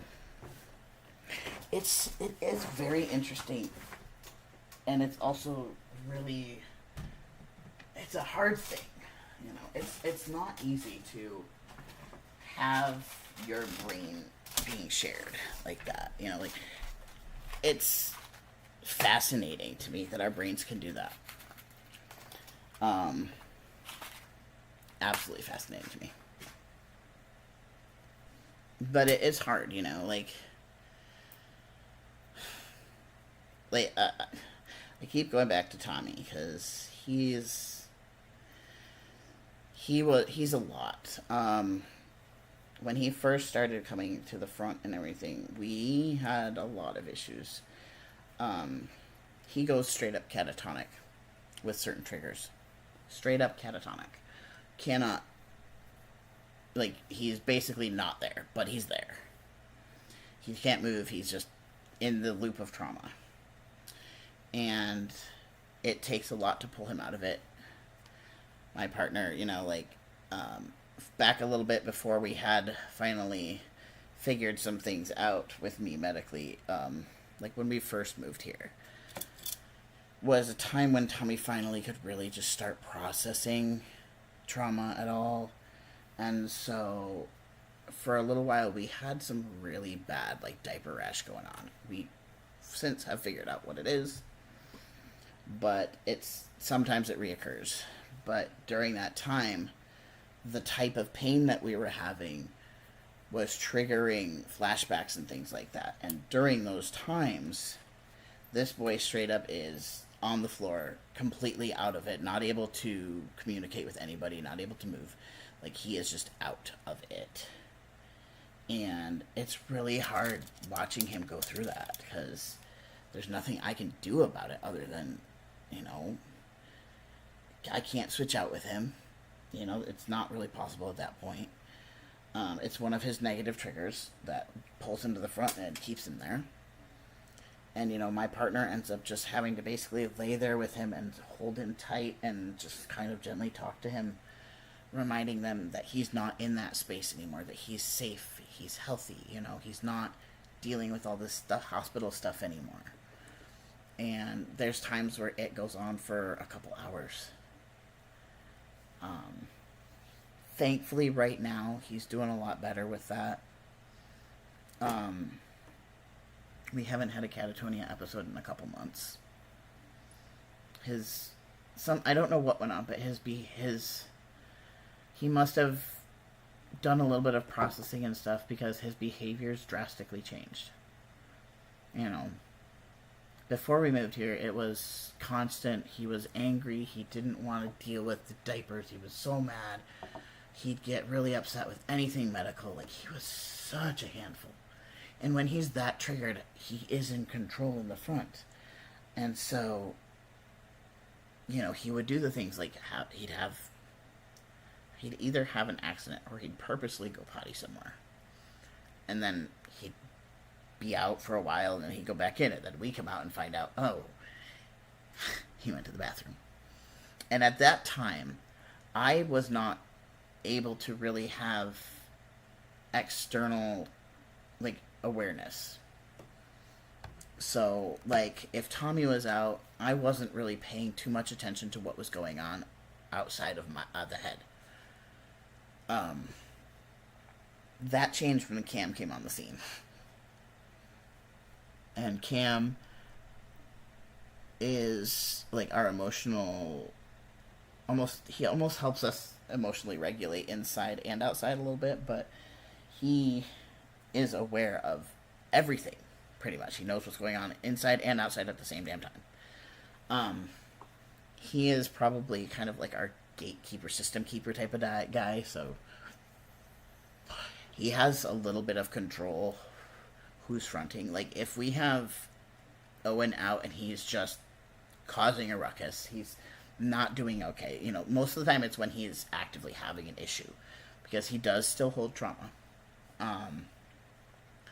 If Owen is in a state where he cannot regulate himself, he cannot calm down, and he won't come in when we desperately need him to so that we can do an adulting thing, Cam can kind of bring him in.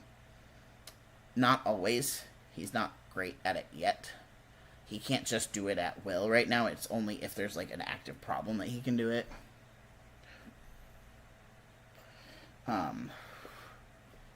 Owen is extremely strong. His ability to take the front is ridiculous.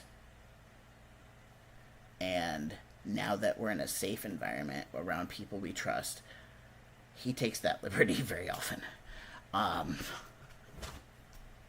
The cutie learned a new word the other day. He loves to go shopping. He loves it. Our downside is he cannot walk almost at all without holding hands and such. A lot of time around the house, he doesn't walk. He'll crawl, which is not nice on our knees.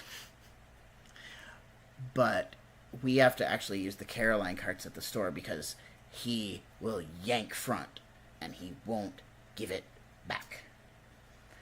And I struggle personally at the stores with my POTS issues, so it's kind of a twofold. I cannot, I can't walk through a store at all. I can get to the store. I can get in the door, and that's about it. So we have to use either a scooter or a Caroline cart or my wheelchair, depending on what's available. Our favorite option is Caroline cart because then it's just really easy, and we love it. It's really fucking amazing that those are a thing.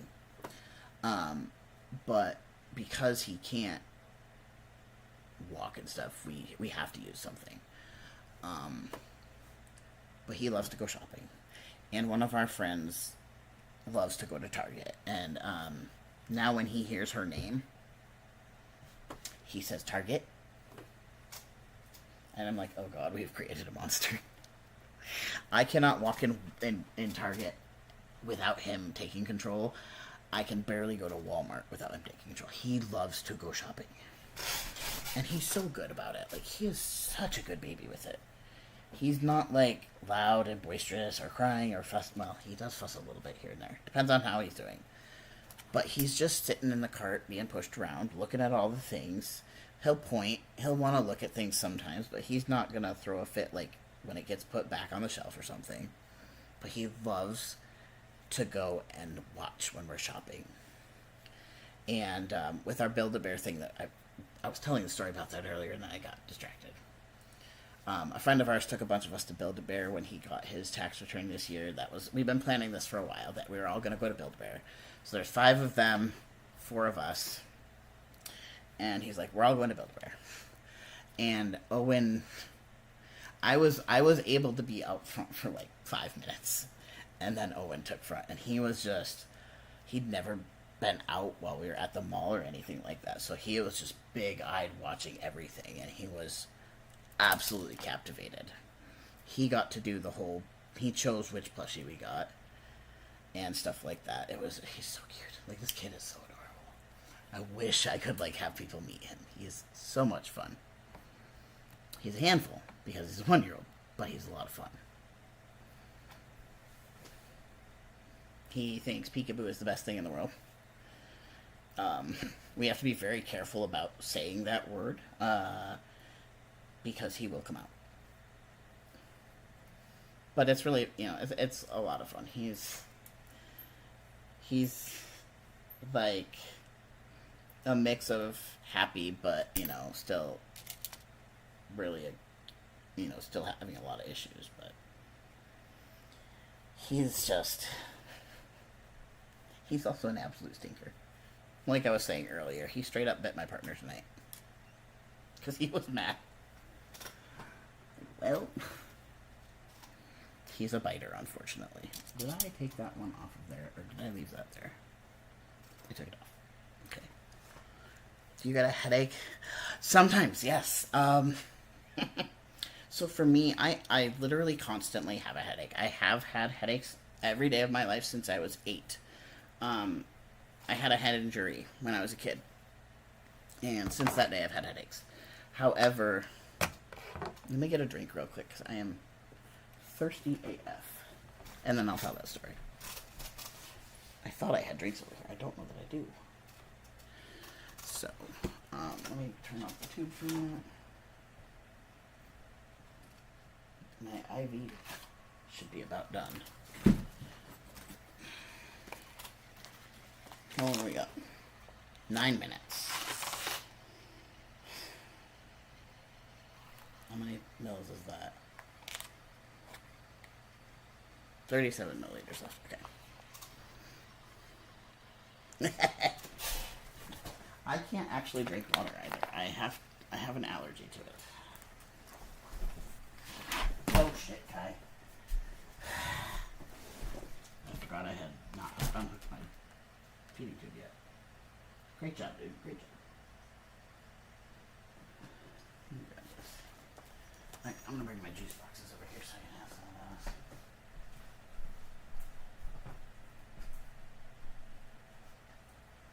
There we go.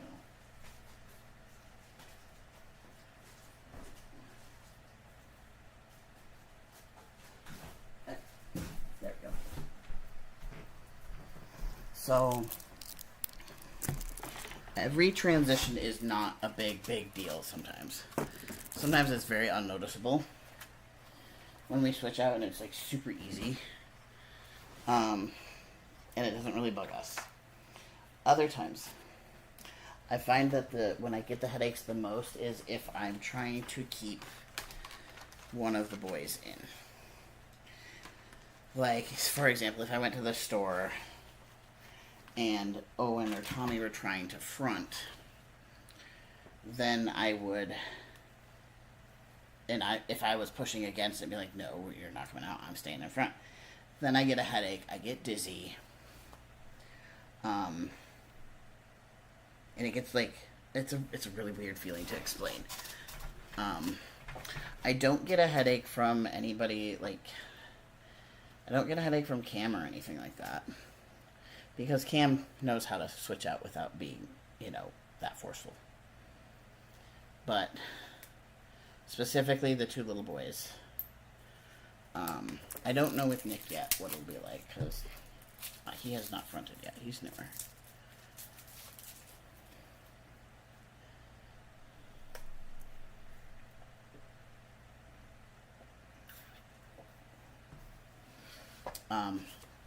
But yeah, there are definitely physical symptoms that do happen. We also get emotions pushed through a lot. A lot of times there'll be like a feeling and I'm like, this feeling is happening, but it's not from me. And it's a lot of times like one of the kids or something will be really close and they'll push it through to me or something like that. You are free to ask. If I'm not willing to answer that, then I'll let you know. but I'm happy to ask, answer things, to educate people. That's a lot of why I do my YouTube channel and things like that, is just to educate people, because when there is no education, people don't understand the condition and they don't know how to, like, be around someone, you know.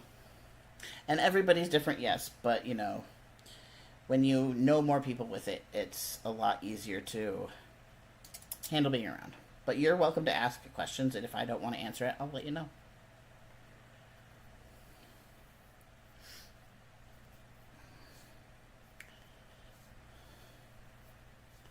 2 hours, and I've only done this. Normally I have a diaper done in like an hour. But this is a different step to it that I'm not usually doing. Did I turn my feeding tube back on? I hooked it up. I did not turn it back on. Could any of the alters pass away? Just like how you have 1-year-old, could any of the older ones? Or are they always there? So, that's a really good question.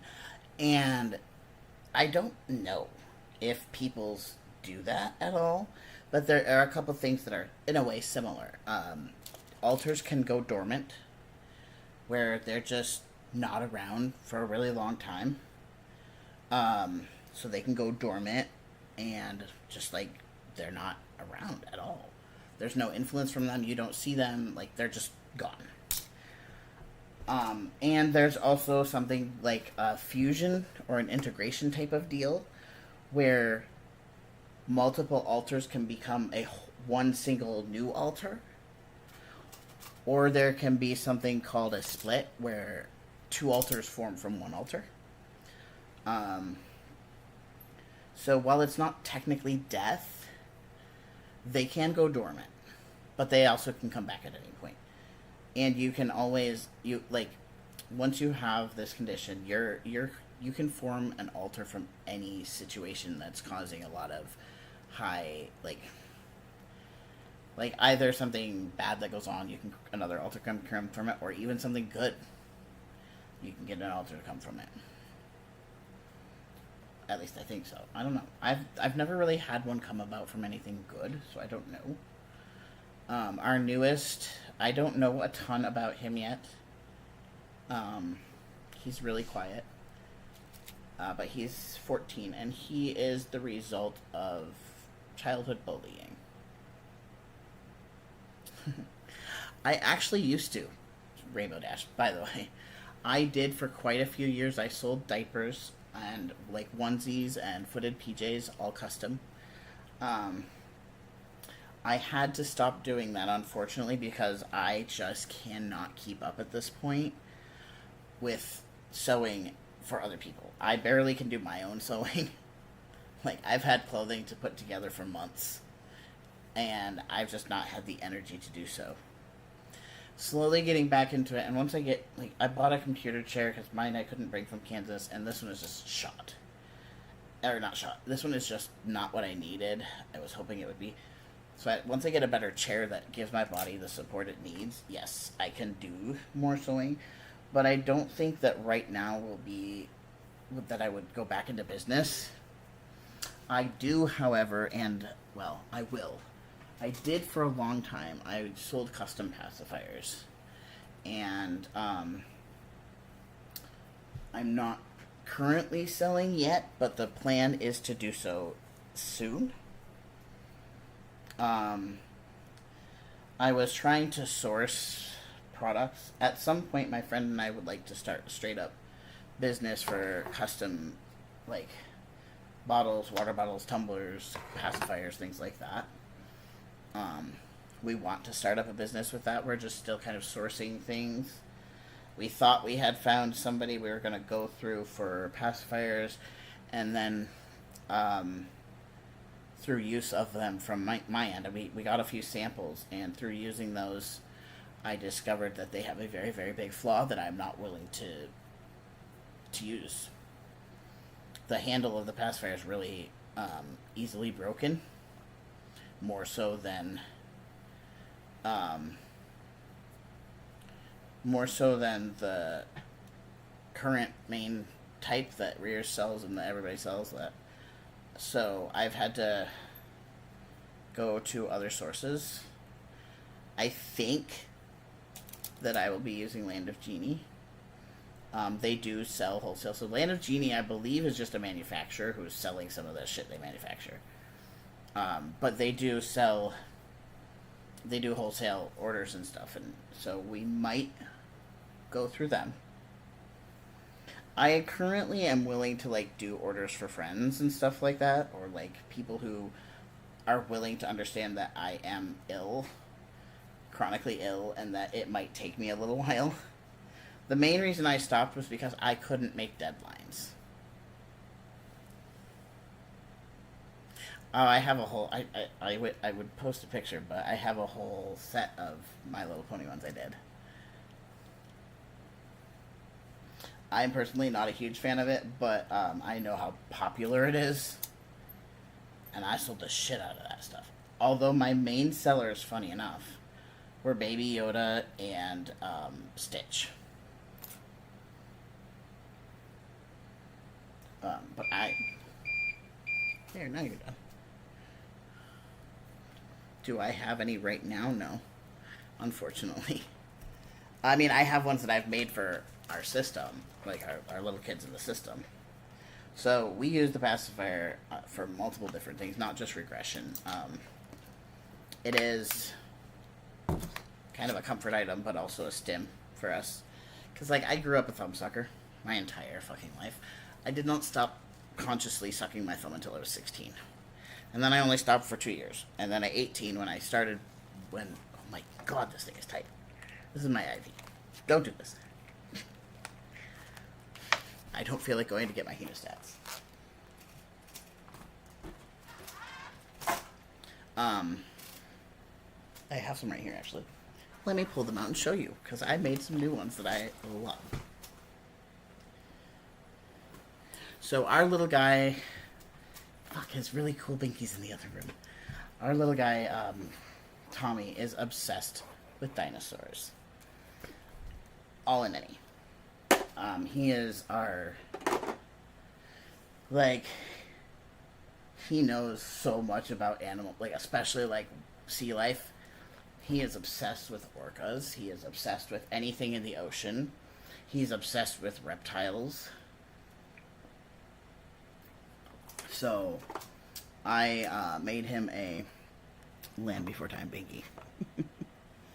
He loves this movie, and this is his absolute favorite pacifier ever. So I made him this one, and this is the shape. So this is kind of, it looks like the Little for Big shape, but it's not. It's so good. Land Before Time is a classic. It's so amazing. But he loves dinosaurs. I'm making a pair of overalls in the next few days, hopefully, that are very dinosaur. I bought this fabric when Joann's closed down. This is Owen's. One of Owen's. Owen has some dinosaur ones, too, because he also likes dinosaurs.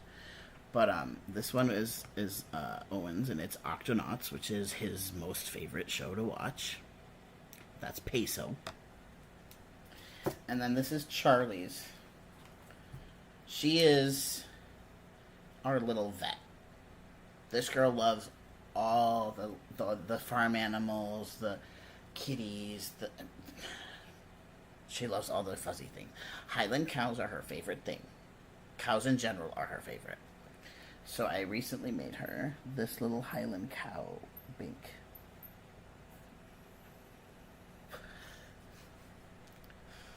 Oh yes. Trust me. Charlie is very, very, hopefully, it is, when we're moving apartments, we're moving to the other side of town in May, hopefully. Fingers crossed. Because we're going to move to the same complex where most of our friends are. They're all on the other side of town. When we moved here, they lived 5 minutes down the road from us, but they ended up having to move, so they've moved down on the other side of town, 20 minutes away. So we're going to be moving to that side of town because we spend, like, we're there like every other day. It's ridiculous. We were there yesterday for game night with some other friends, with their other friend who's not really in the community. but he's very friendly to it. He is the sweetest guy. We all love him, and he is so good with our littles in the system. They adore him. They wanted to bring their plushie yesterday to show him. It was so cute. I got in trouble because I forgot it. You forgot about. Okay, but we were over there yesterday. We were over there today. It wasn't planned to go over there today, but then the plan changed. We're going to be there tomorrow for 7th Seas. Probably Sunday we won't be over there. Usually Sundays and Mondays are like our home day. But we're over there all the damn time. So, it's basically second home. I have not had this much, like, support in my life from people other than my mother. My siblings were not incredibly supportive. My younger sibling, not my youngest, but the younger one, Carissa, really hated my guts because in her mind, me getting sick, it was my fault for all of the bad childhood stuff. So, like, she wasn't supportive. My older sisters weren't supportive either. My youngest sister was a little bit. Mind you, she's 5 years younger than me. So when I was going through my illness at 18, she was only 13. So, but once we got older and she started going through the same surgeries, we bonded a lot with that stuff. Have I shown her Doc McStuffins? No, I have not. I'm not a huge cartoon fan. Funny enough, though, this girl will watch Dr. Pol, The Amazing Dr. Pol. She will watch. She loves Exotic Vet. She loves she loves Discovery Plus. I'm pretty sure that at this point, her and Tommy have watched every vet show and every animal show on that service. They are both very, very animal driven. Tommy more along the lines of more of the exotic. Charlie's more of the farm animals, her cows, her sheep, her piggies. Her favorite Disney character is Pua. She's so cute. I should show her Doc McStuffins, though. I haven't. I'm not a huge cartoon fan. So the main ones they watch are Bluey and Octonauts. And then, Disney movies that we grew up with, of course. And let's switch. There we go. But they're a lot of fun. They're really, they're adorable. We all have really good relationships with them, the kids. And I feel like that needs to be tighter. That feels really loose. That'll last. Hey, hello. Speaking of animals, are you coming to say hi? Can you do so without destroying everything? Oh, baby boy.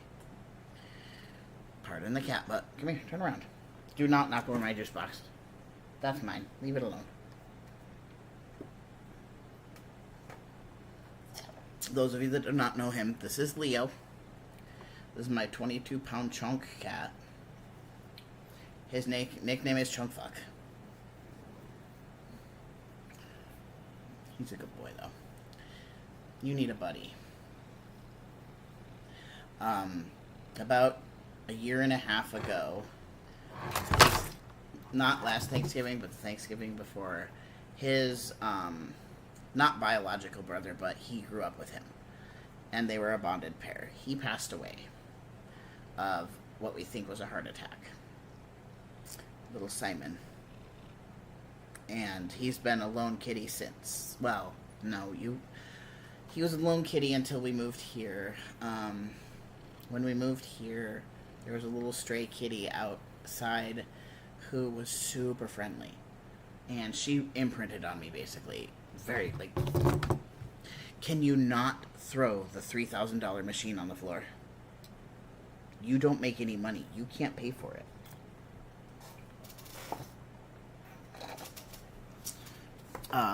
So we actually ended up adopting her.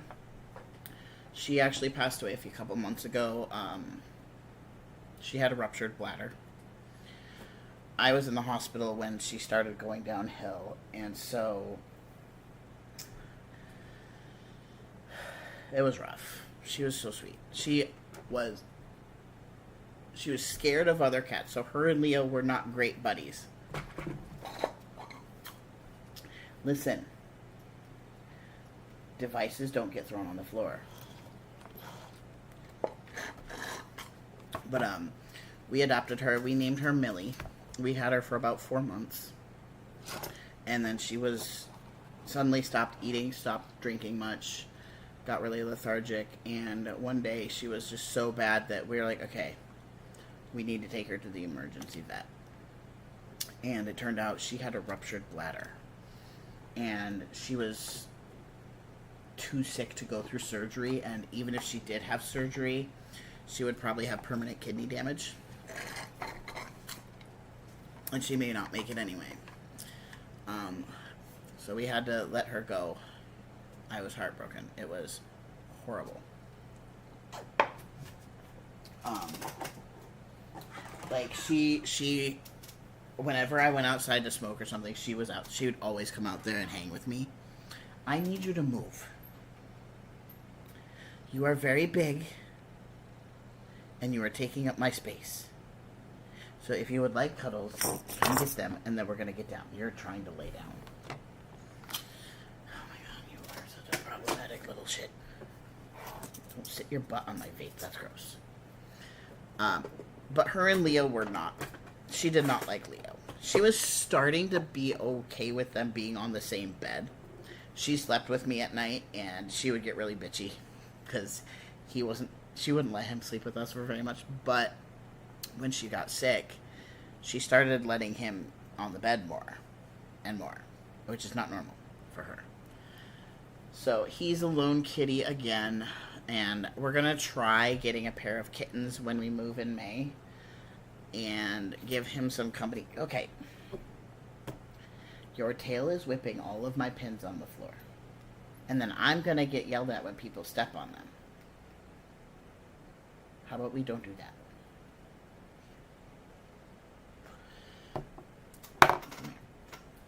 Nope. You came up here now. You have to give hugs. Alright.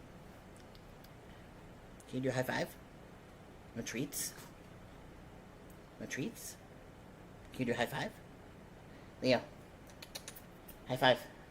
Good job. He's a good boy. Yeah. What are you wanting to eat? Is that the deal? Do you need some food? He's a big boy. No, you're getting down. Thank you. I would like to finish sewing when I'm sewing. That would be really nice. Okay. Not right now. We only have him right now.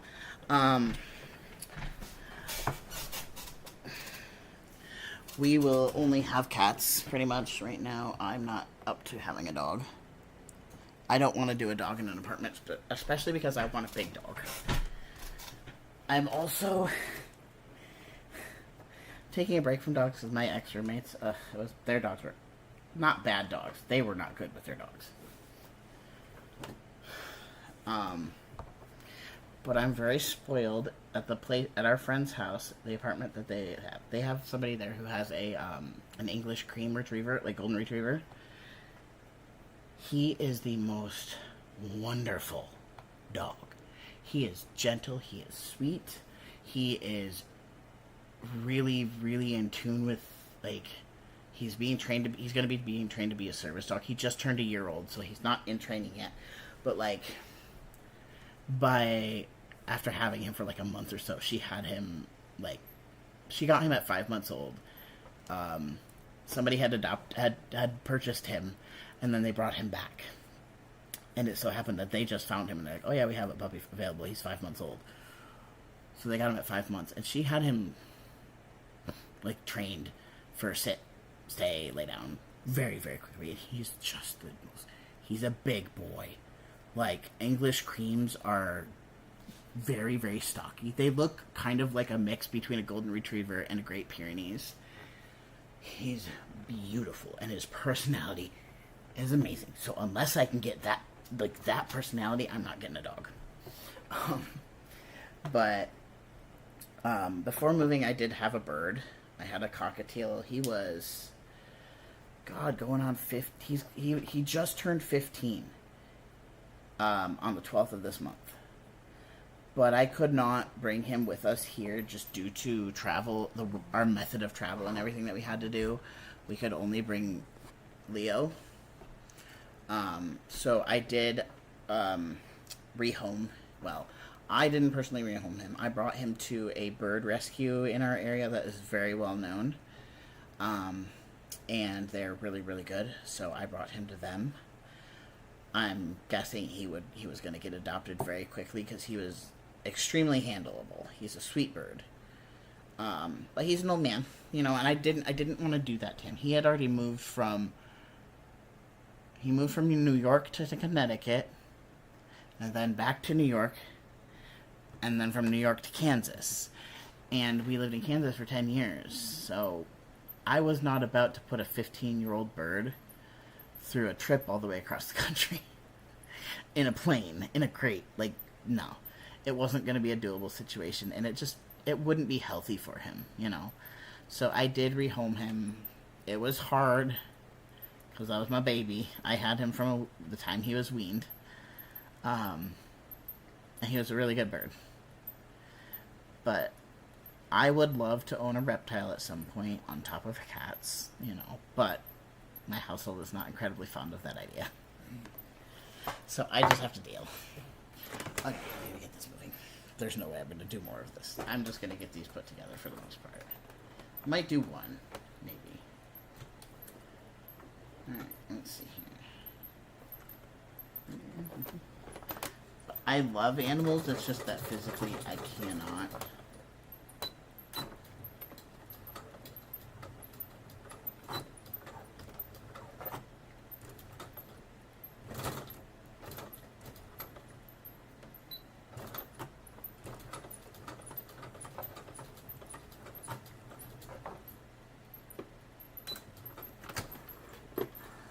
Definitely need to get some better needles. If I were allowed to have that many cats, I would. Our friend has 4 cats and a dog. And their cats are really cute. I love their cats. Their newest cat, his name is Happy. He is literally like a Leo replica, only different colors. He is so much like Leo, it's not even funny. They have the same, cinnamon roll marking on their side. They act so fucking similar. Like, looking at him is like how Leo was when I got him. I'm like, did they just clone Leo or something, but change his colors? Because your cat is just like my cat. It's so funny. We are always like, oh my god. Every time he does something, we're like, this is so Leo.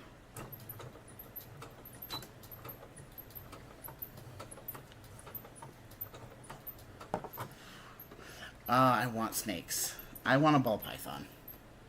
I really, really want a ball python.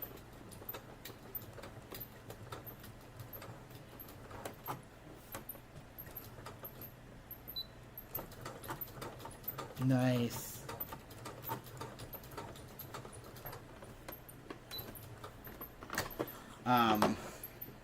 One of my bucket list items is to go to the Legacy Aquarium Reptarium that Brian Barczyk built. Also Snake Discovery. I want to go see them too. Boa Constrictor. Nice. Boas are good. Boas are really, really good animals. I've never heard anybody say like, "Oh, I hate my boa was such hard work. I hate them." No, everybody loves the boas. Snake Discovery is amazing. I follow them. I love them. They're just really wholesome people. I love it. The Reptarium Legacy Aquarium. I want to go there. So, I don't know if you know who Brian Barczyk is. If not, he's on YouTube. He actually passed away, I think, like a year and a half ago or something. Year and a half, maybe? I don't know. He had pancreatic cancer. But when he did he was already planning on building like an aquarium situation, but when he found out he had cancer and it was most likely terminal. Um, it became more of the Legacy of Crayon being like his Helen's his opus, whatever it's called, the opus, something like that. Like his final thing, and it's beautiful. And I really just want to go see it. I really do. He was somebody that was very influential in me getting like really into snakes. Between him and Snake Discovery.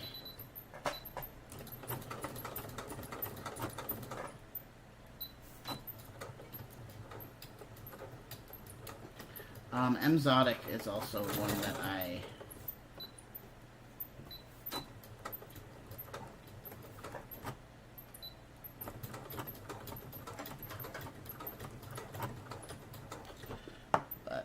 follow a lot of snake people now. But that bird nested like crazy. Thank you. Wonderful. I love it. Next one. How is it already 3 o'clock in the morning? But yeah, I it's kind of one of my dreams is to own a ball python. My partner's like, I don't like snakes. They're no ropes. And I'm like, yes, they're no ropes, but they're not danger noodles. I'm not getting a venomous snake. Like, we don't have to worry about that. I just want a python. Ball pythons don't count, yes. They're so docile. Like, yeah.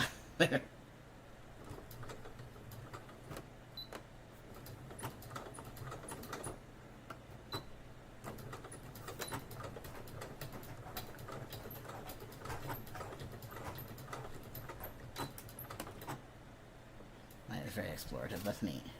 Sassy. I'm not scared of snake bites. I grew up catching snakes in my yard. We caught milk snakes and garter snakes all the time. I have been musked on more times than I can count. I have been bit by baby milk snakes. Like, I have no fear of that. Yeah, it hurts, but you know, I'm not scared of that shit.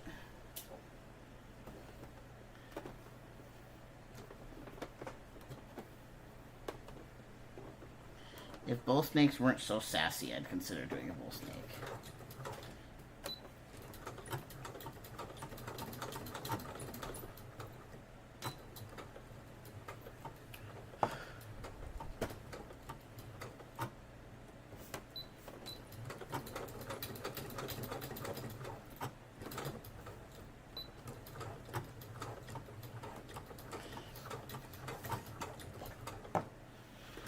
My sister, one of her and her ex-partners used to raise, or they had a ball python, and they had an iguana named Buddy, and they were really cool.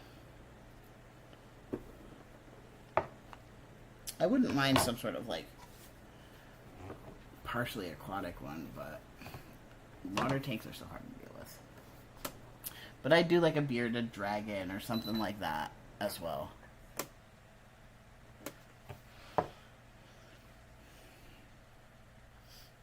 But my partner is not currently very keen on that. I don't know. My other partner may not be either. Her and I haven't really talked about that. Oh yes, in my case I worry scare you. I am polyamorous. I have 2 partners currently. One is living in the UK right now. She's amazing and wonderful, and I love her to death. I don't know how she feels about snakes, though. I'd have to ask her. She's an animal lover. She has a dog. Well, she has 2 dogs.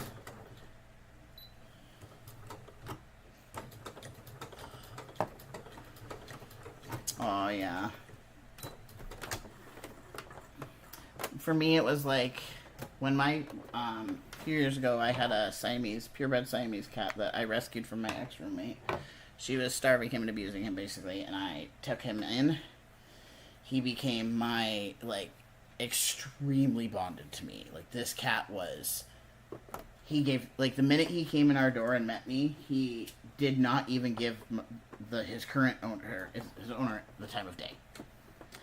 And I discovered that she was starving him, basically.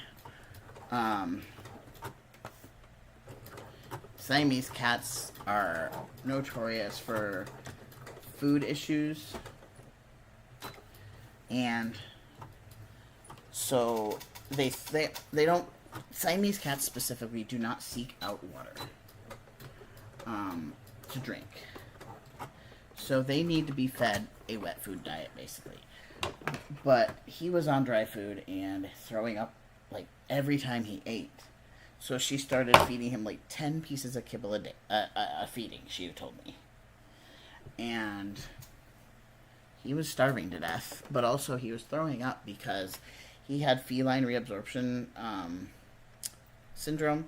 Basically, his teeth would decay and reabsorb into his jaw again, and it caused a lot of infections and things like that. So the poor cat had been having these chronic infections for years, and she had no clue.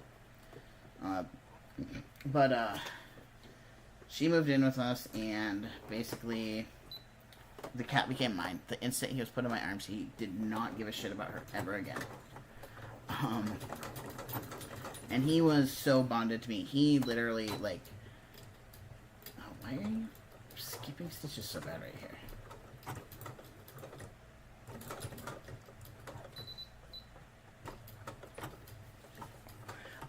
But anyway, he passed away 2 days before Valentine's Day. So it was 7 years ago this year. Oh, no, wait.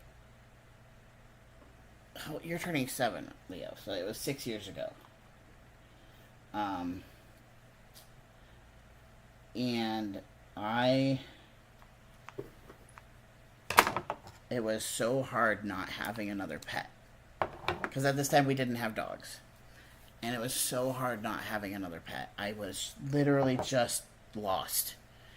And I lasted 4 days before I'm like, I can't do this. I'm sad and I need something to help with the sad. I need a kitty in my life. Because, like, my first word as a baby was kitty. When I was born, my dad's cat was a year old. He and I grew up together. He slept in my bed every night. And, so, when Snitch died, I made it about 4 days before I'm like, okay, I can't handle this anymore. I need something in the house. I can't do this. And I was looking at the shelter, our local Humane Society, and they had a set of kitties that were 5 months old, that were part of a TNR project. And they were so nice that they're like, these two could probably be tamed and adopted out. So they did. We went to see them. We went to meet those cats specifically, and there was zero connection. They didn't even get up and complain. Like, they didn't even look at us, basically. Like, you know. So we're like, well, that's obviously not the cats for us. So we just kind of wandered around. We're like, okay, there's a bunch of cats. We'll just say hi to a bunch of them. And we turn the corner, and Leo is there, standing on his hind legs like a frickin' bunny rabbit, just looking around. And then there's Simon. And I'm like, oh, he's so cute. And I'm like, can I take him in a room and meet him? And it was Leo. I'm like, can I take him in a room and meet him? They're like, yeah, no problem. Like, go for it. And the volunteer's like, I think we can only do one cat at a time. So you can take him, but you can't take the other one right now. So my roommate at the time stayed there and met Simon, basically. And Simon rolled over on his frickin' back to let her pet his belly. And she's like, okay, I was fully expecting to say no, but she's like, I didn't expect him to act like a dog. And so the two boys, we adopted them on the spot, right there. And they were so different. Their two cats are so different from each other. But the funny fact is, Simon was sweet as fuck to Hannah at the shelter. And the minute we brought him into the house, he hated her guts. Wouldn't let her touch him. He wouldn't even eat if she fed him. When I was in the hospital and stuff, my ex, Andrew, had to feed him because he would not eat if she fed him. And he hid from her. He wouldn't let her touch him, like, almost ever. She was like, she's like, I'm the reason you got adopted, dude. Little did we know that that cat was very right on. She's not a decent person. But we had them. I've had them for going on 6 years now. And Leo is such a sweet cat. Like, okay, why are we skipping the stitches right here? That's not nice.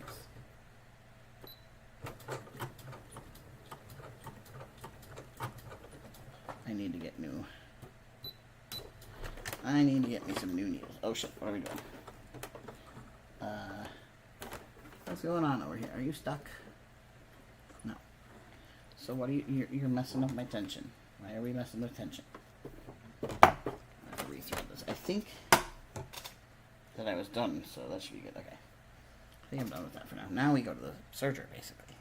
Which I'm not going to do tonight because that one's loud. And I do think it'll wake up my roommates.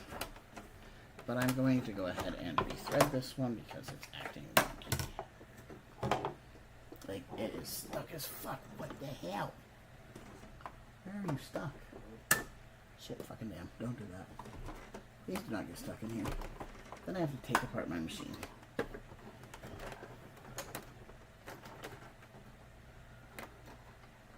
I see you. Who's got it? Where are we stuck? Okay, I'm gonna have to take it apart anyway. I can't get this out.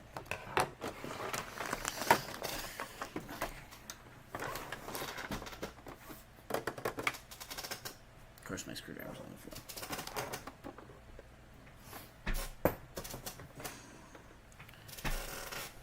But yeah, I require animals in my life. And Leo is, since Simon's passing, Leo's been a lot different. Leo is not a snuggle bug typically. He hates being picked up. Absolutely hates it. Gib. Thank you. Where is this? Oh, that's why you're stuck. Okay. He hates being picked up. But he did start to come cuddle with me a lot more once Simon died. We discovered that all those years we thought it was Simon or Leo being the dominant cat.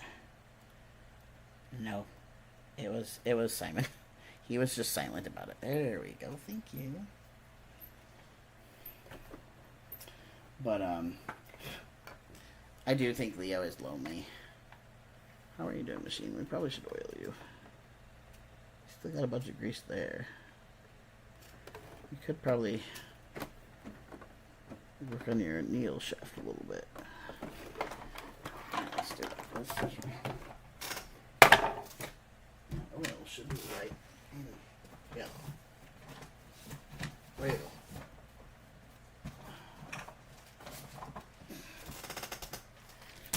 But now Leo has become a really sweet cat. He is very much so the ESA.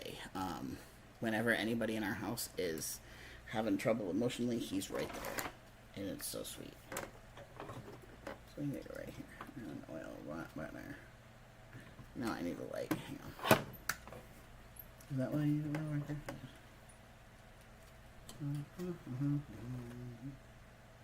Just get a little bit of oil in there. I don't want to... A lot of these are made so they don't... Oh, that's less squeaky. Yay. A lot of these are made so they don't need oiling. There's a lot of grease in here that I'm not going to actually do anything with. It's a little sticky, but... maybe it could use a little bit of oil. I don't know. I'm scared to do that. What is this part? So you don't do it. Oh, you're the knobs. Okay. But yeah. Where'd that just go? There it is. I'm warm. It's fucking freezing outside. I'm sitting here. I have heat right now. I'm normally always cold. So being not cold is weird. Okay, everybody sit in there nicely. How you're supposed to. Come on, there we go.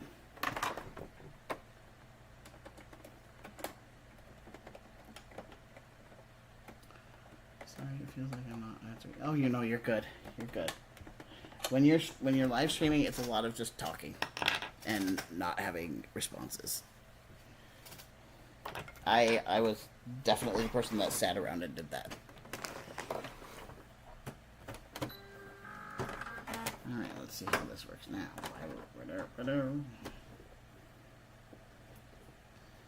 I need to remember to check that when it's starting to skip stitches, because that's why it was.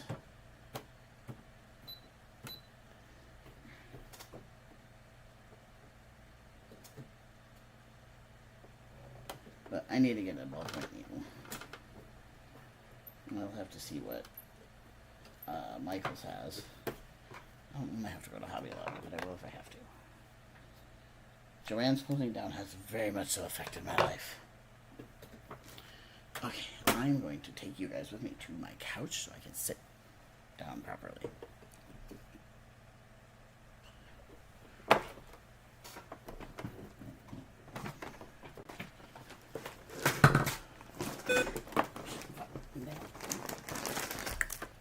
I'll try to be brave tomorrow and do the surgery, but I don't want to wake everybody up because it's loud. Alright, machine, quiet for the night. We're gonna...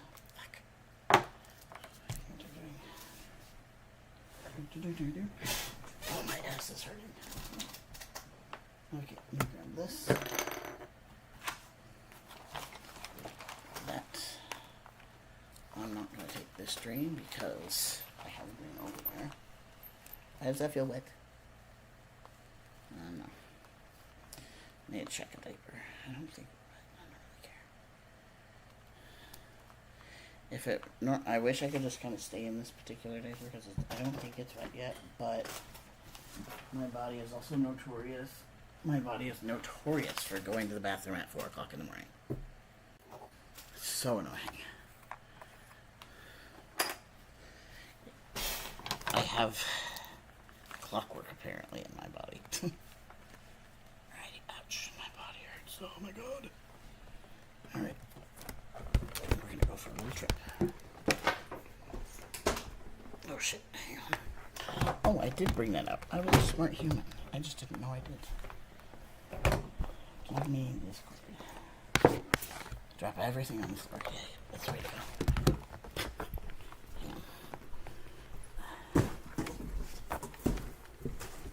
Ouch.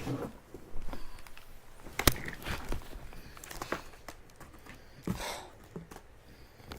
we go. Hi, Leo. I know you're sleepy, kitty. He's like, can you love on me here now and go to bed? I'm not going to bed soon, but not yet. Okay. I'll have partner help with that in a while. This is dream for tomorrow. Whew. Foot is swelling, which is also why I needed to stop. What? Oh man.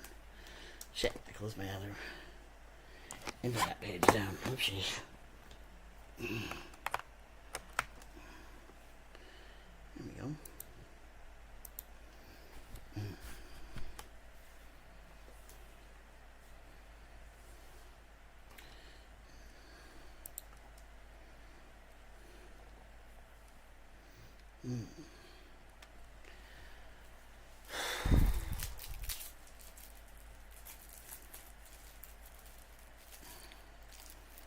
Wait a minute, I have to listen to this thing real quick.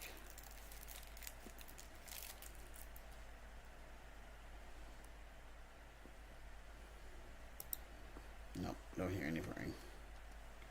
It was like, here, listen to this purring thing.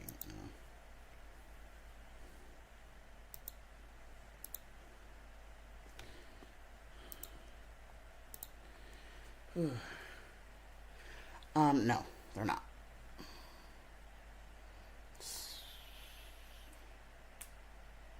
Nick might be. So I don't think I don't know if I explained Nick, but yeah, Nick is our newest altar. He popped in a couple weeks ago.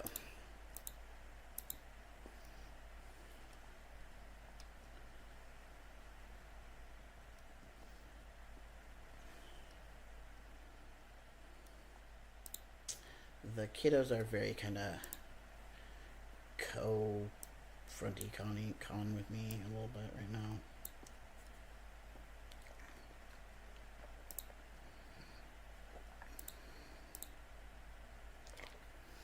Add an entry. I am plugging in my partner's hours. So they are my caregiver. They're paid to do, diaper changes, house things, whatnot for me. That's currently our only source of income. But we make like 22 something an hour on that.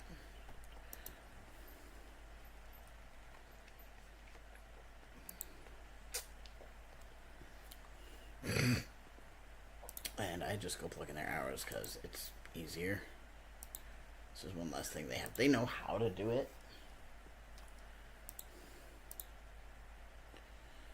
6.5.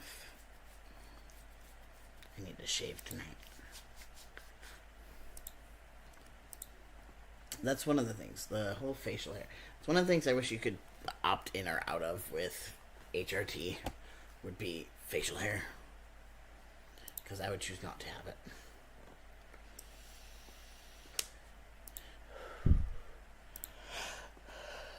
I don't want to.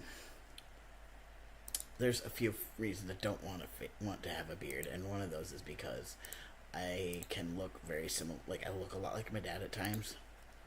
He and I were spitting images of each other when we were kids. Or when I was a kid, I was a spitting image of him. So I don't want to grow facial hair and look like my father. Thank you. So like I would happily be like, if I didn't have to have the facial hair, I'd be okay with this. Maybe at some point we'll find a better solution for it. I don't know. The main thing I wanted from testosterone was the voice, and my voice has drastically dropped. It's pretty crazy when you actually look at it. My old YouTube stuff.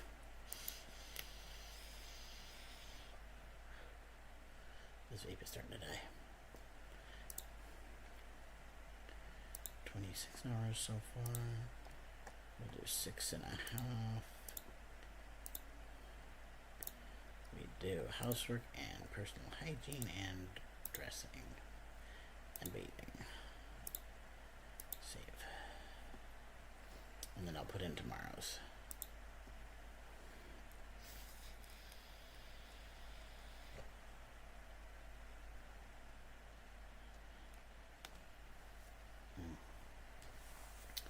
I'll close that. Ooh. I wonder if... Where's my remote for my TV? There it is. Oh, I'm setting up my ring cam. So we have a ring cam we are setting up because people keep pilfering our packages. And they've been taking medical supplies. I get diapers from insurance every month, and last month, somebody stole one of the boxes.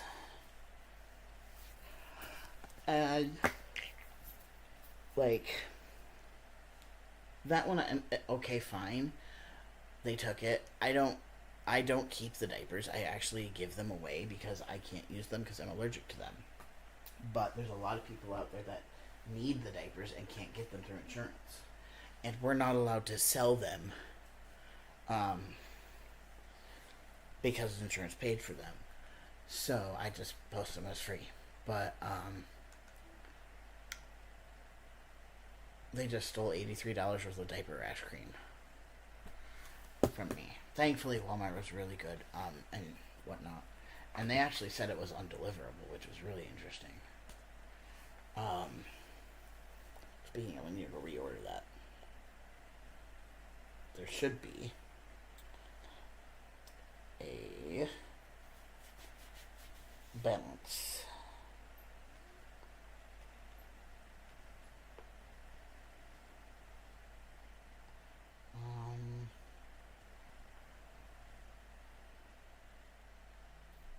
I don't see it. They were saying 3 hours. Let me make sure it didn't go back to the bank. That would be annoying. Nope.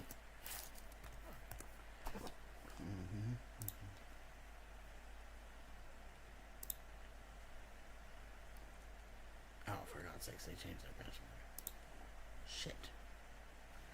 What card did we use for that purchase anyway? Refund issued.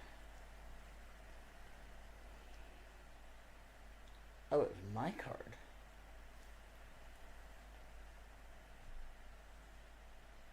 Do I have 83 bucks? Card. No. Is there a pending transaction at all? No. Okay, Walmart, where is it? So if I were to go to this,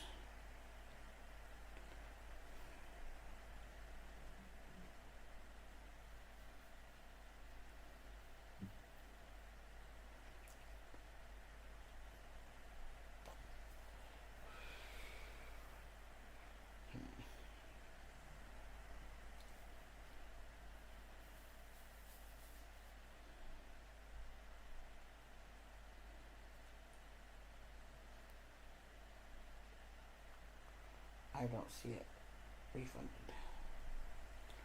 Interesting.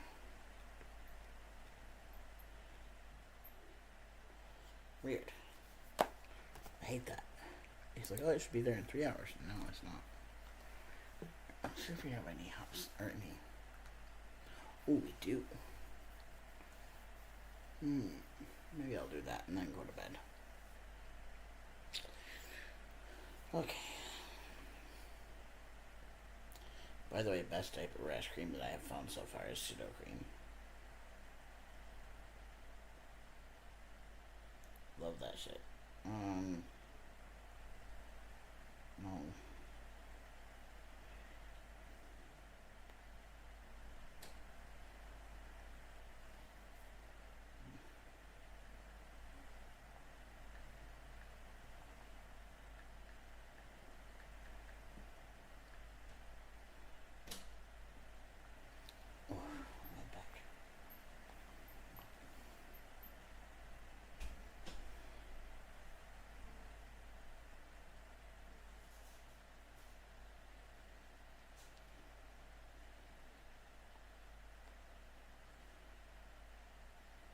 See if it shows up when I do an order.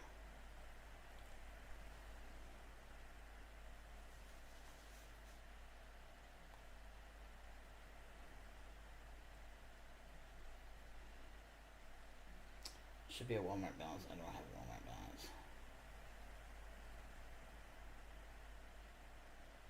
Okay, I'm gonna go leave anyway.